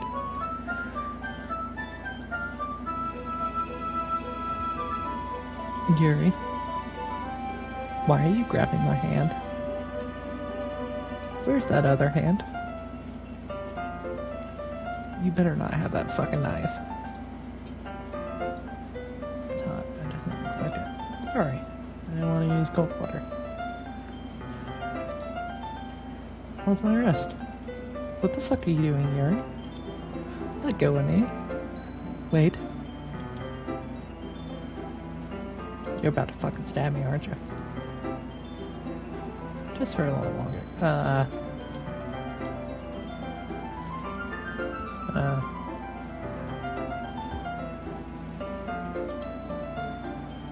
Yuri. Where's the knife? I recognize when she reads her books. Her own thoughts. She breathes gently. Path through slowly parted lips. What is happening? Is this your room or Jasmine all giving me this dizzy feeling? Dear little sending the 10 months I show you through my eyes. Suddenly your face seems to be much closer to mine as if it was just a moment ago. Gary slowly pulls away. Sorry, I've been feeling a little light-headed today. I don't mean to space out. It's fine. Thank God. It's probably Jasmine well.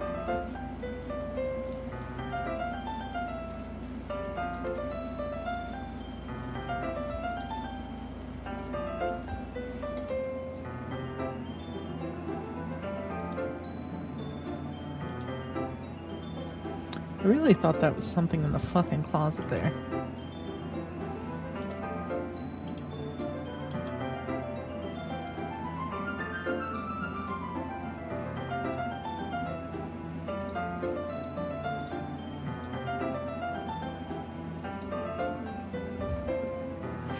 Okay, yeah, we really need to wrap this shit up. I am sure I have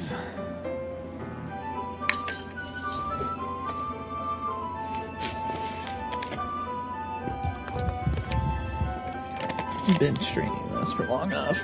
Oh, dear God. Okay, we just need to get through this. How long have we been streaming?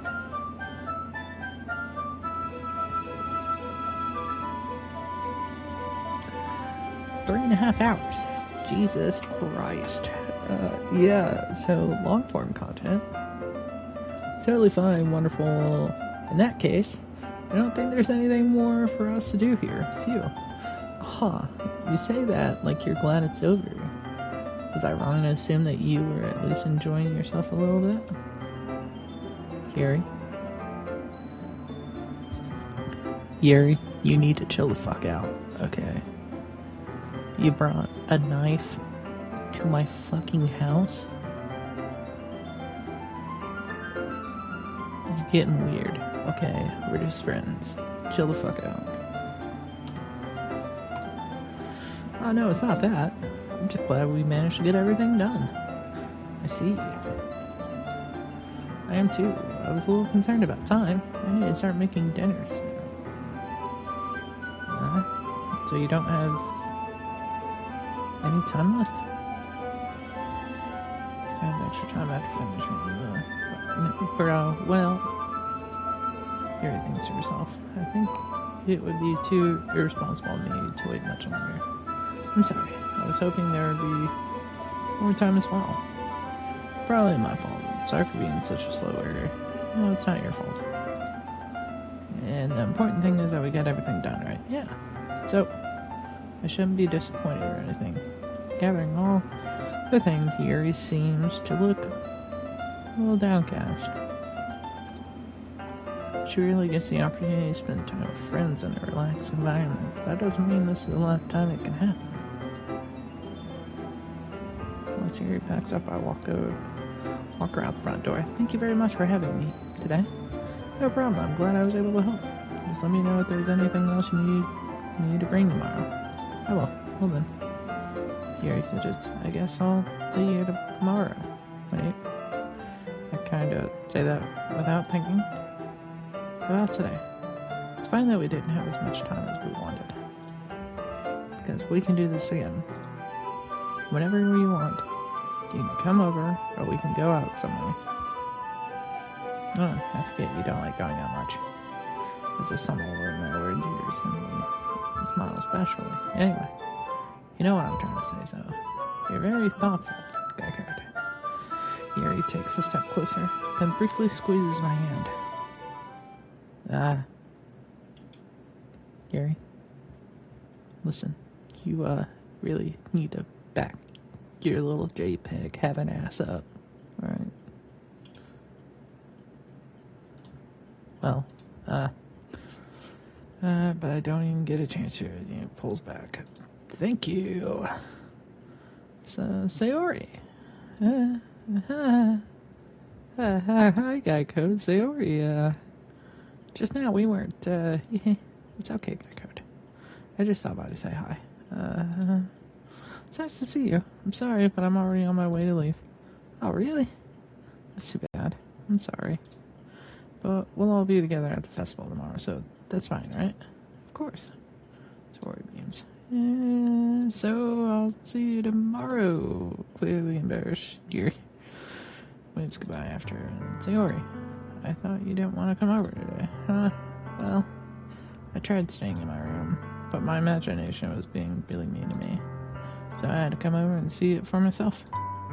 See what? What are you talking about? You know, how much fun you were having with Yuri.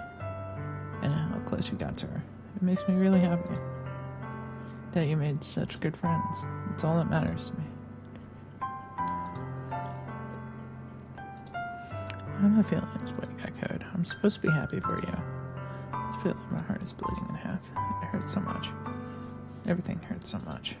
This would have been so much better if I could just disappear. Tori, don't do that. Sure, Code. If I wasn't there, if I wasn't here, then you wouldn't have had to waste your sympathy on me. You know, you wouldn't have to put up with me being selfish. I should just... Whoa. Monica? Monica was right about what? Sayori? Fucking what? What I said before is true. I'm not going to let this continue. Caring about you like this isn't the burden your mind is making it out to be. It's something that makes me happy. It's something that I wouldn't trade anything else. So even if it takes an entire lifetime, I'm going to be by your side until you don't feel any more pain. But...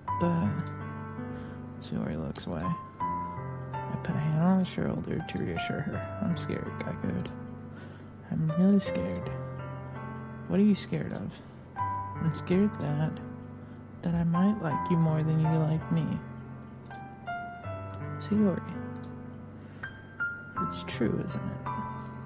I was weak and started to like you too much. I did this to myself. My code.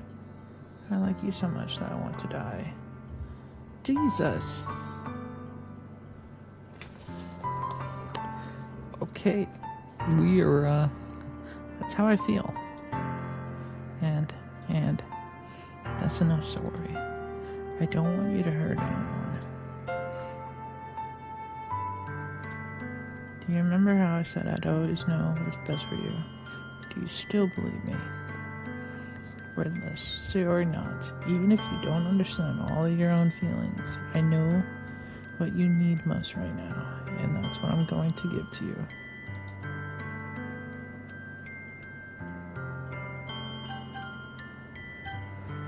Jesus.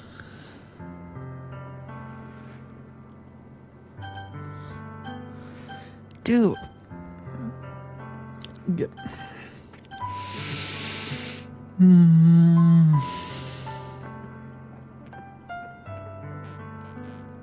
I mean, I did start off with Sayori.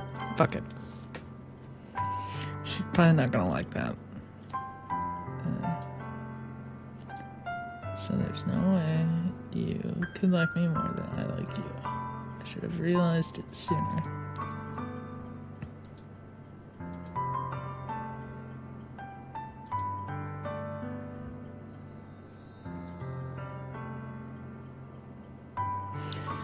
That's why I'll accept any of your burdens, as long as we continue like this every day. With you by my side, then I know we'll both be happy.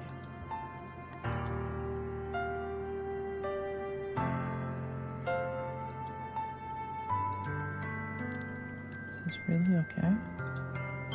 Huh. So let go of me again.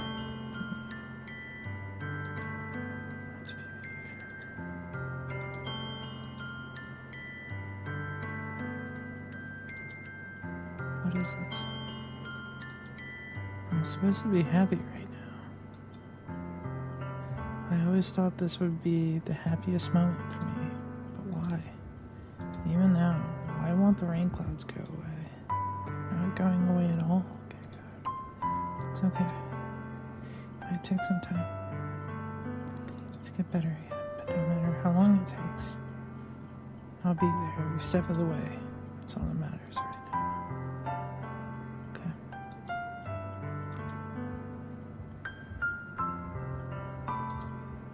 So, first day, huh?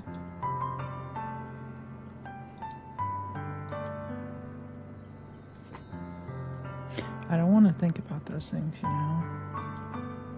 I want everything to be the same as it always has been. Even if we really are a couple. I don't know if I could handle anything more right now. It's really new and scary to me. I understand. We'll go at whatever pace suits you best. Smiling sadly. Even if I get really sad, this is the best thing for me, right? I don't really understand what Sora means by that. Are you saying that this is making you feel sad, Sora? I don't know. I don't understand what you feel. It felt like a bunch of thorns when you told me you loved me.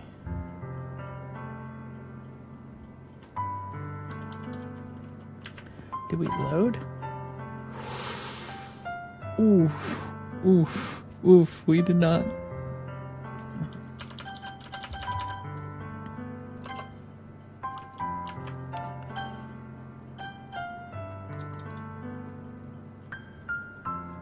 God, this is probably not gonna end well.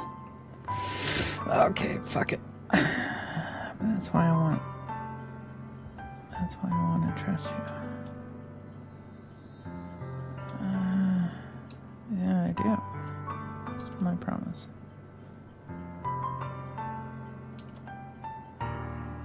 She loves me, but I'm having as much trouble understanding. Even though I can comfort her, I keep wondering if I should keep. Okay, you know what?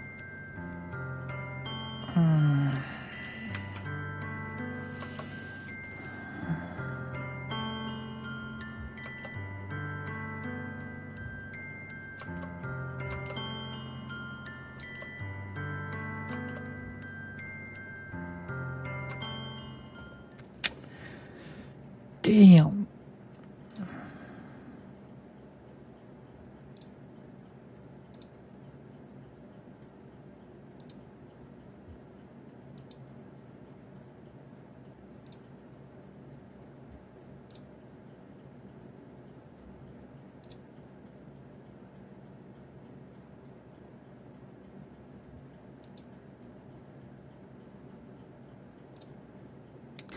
Why?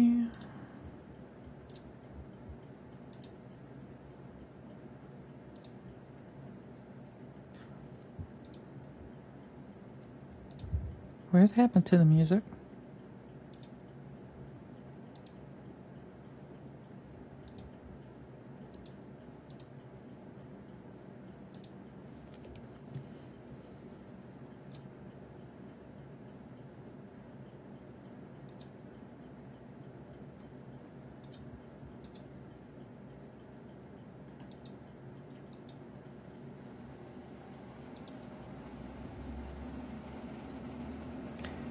How do you know about that? Kinda left her hanging this morning, exchange. Of course I do.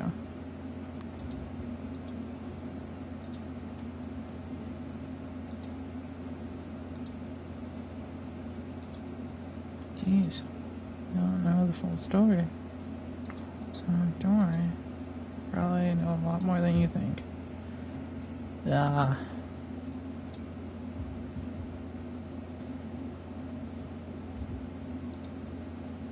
Hey, do you want to check out the pamphlets?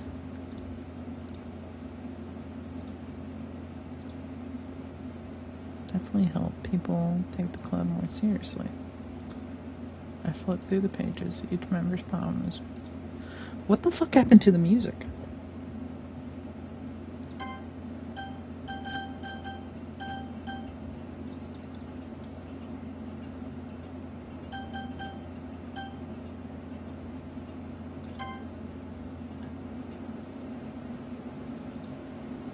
What's this? I flip over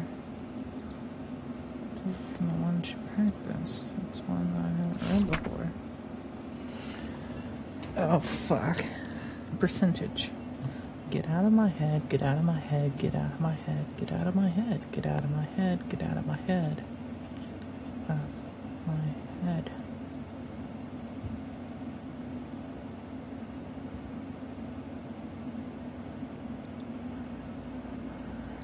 Ah, what is this? Look at my stomach echoed. What's wrong? Nothing. Everything else is written. More than that, I changed my mind. I'm going to go get Sawyer, so... alright. Try not to take too long, okay? Go to the classroom, don't strain yourself.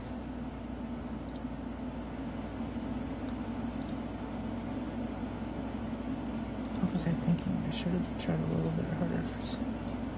No big deal to... a simple gesture of walking. So I told her yesterday that things will be the same as they always have been. I want to give her.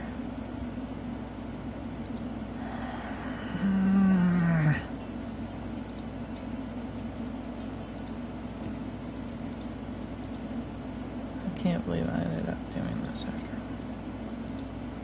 That really is something that a boyfriend would do, isn't it? In any case, it just feels right as. Sorry, wake up, dummy.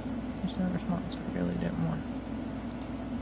It's like kind of a breach of privacy, but she really leaves me no choice. I gently opened the door.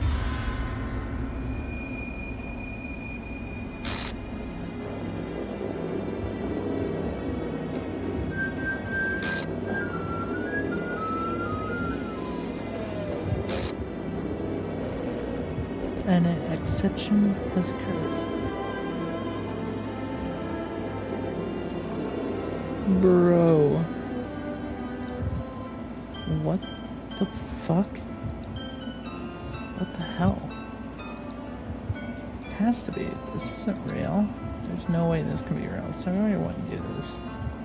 Everything is normal up until a few days ago. I can't believe my eyes are showing me.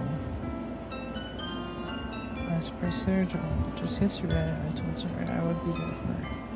I told her I know it's best and that everything will be okay, but why? Why would she do this? How could I be so confused? What did I do? I should have done this. She didn't tell me.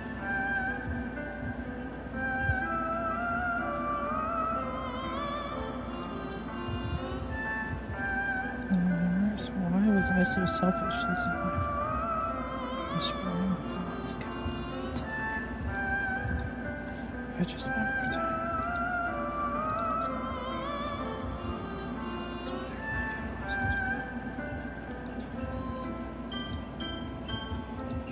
Screw the festival. Someone I grew up with. She's gone forever. It's some game where I can reset and try something different. I have only one chance, and I wasn't careful with it.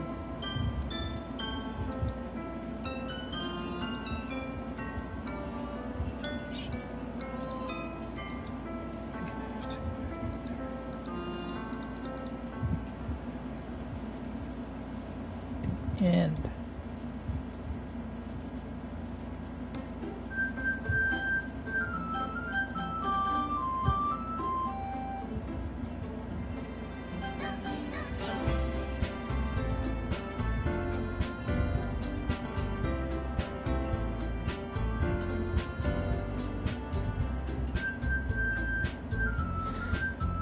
oh, what the fuck? Okay.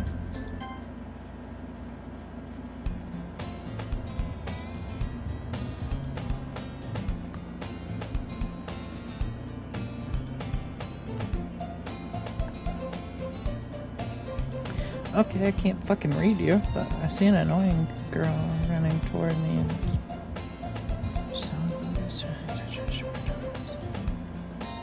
my neighbor, I'm good friends. Never see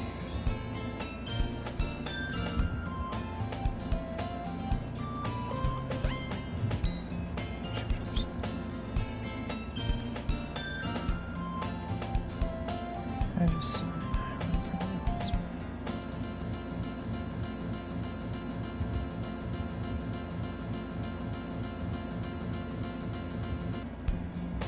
it's an ordinary day like any other day.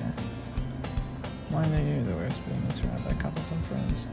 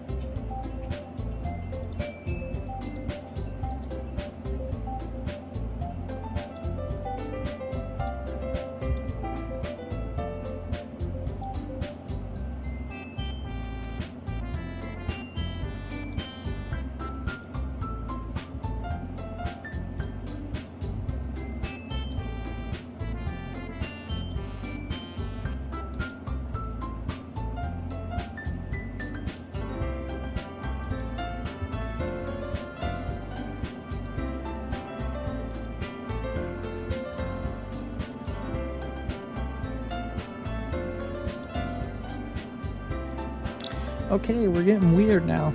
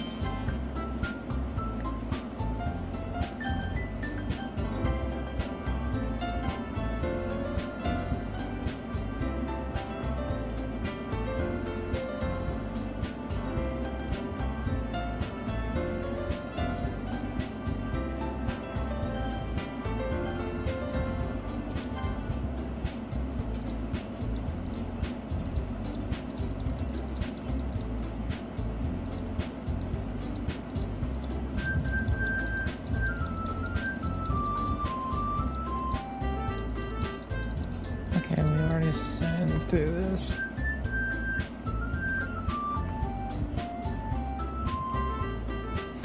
Yeah, we're just we're on speed to do this.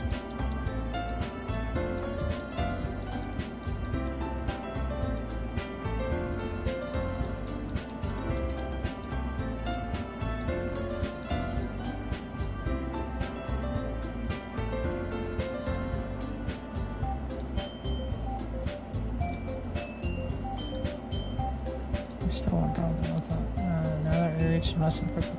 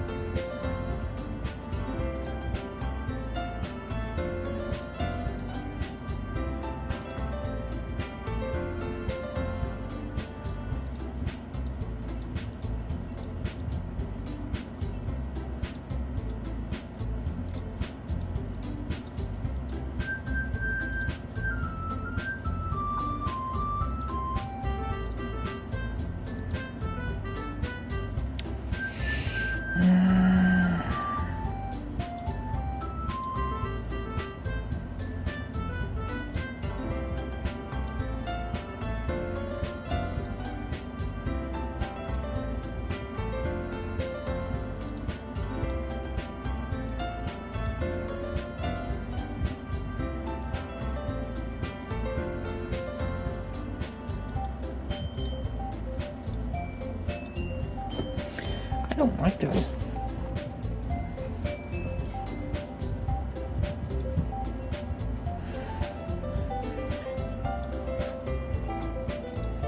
Of course, Monica. Will I ever really be?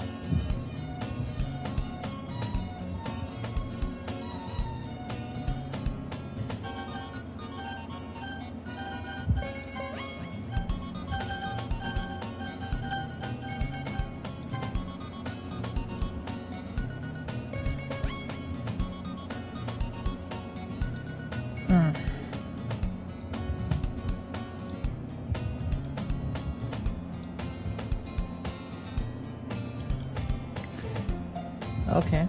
Music's changing.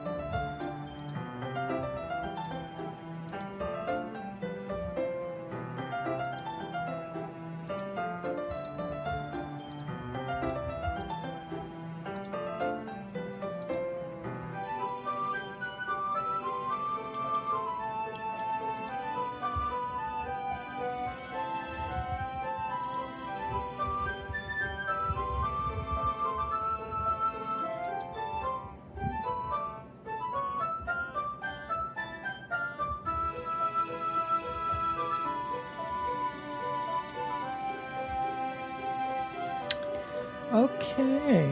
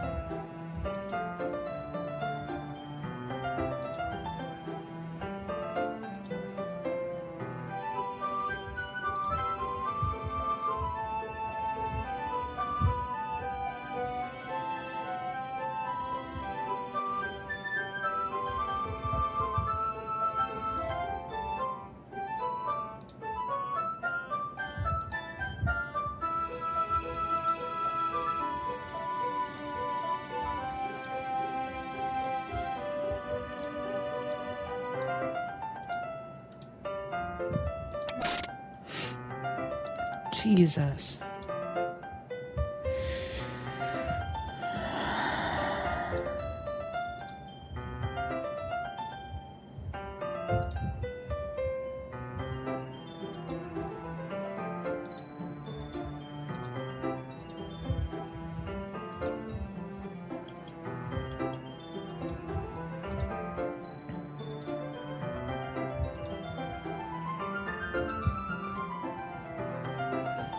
Jesus Christ.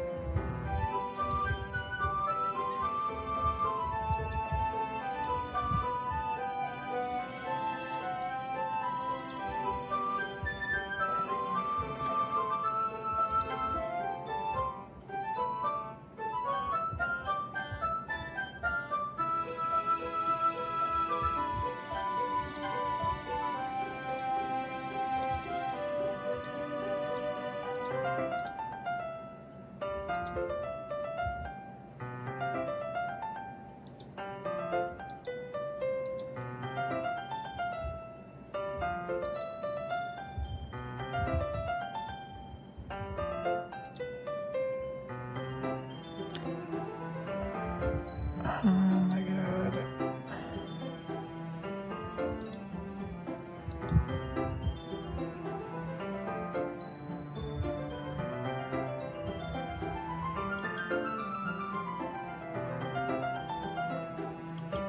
Buddy, you need to stop talking.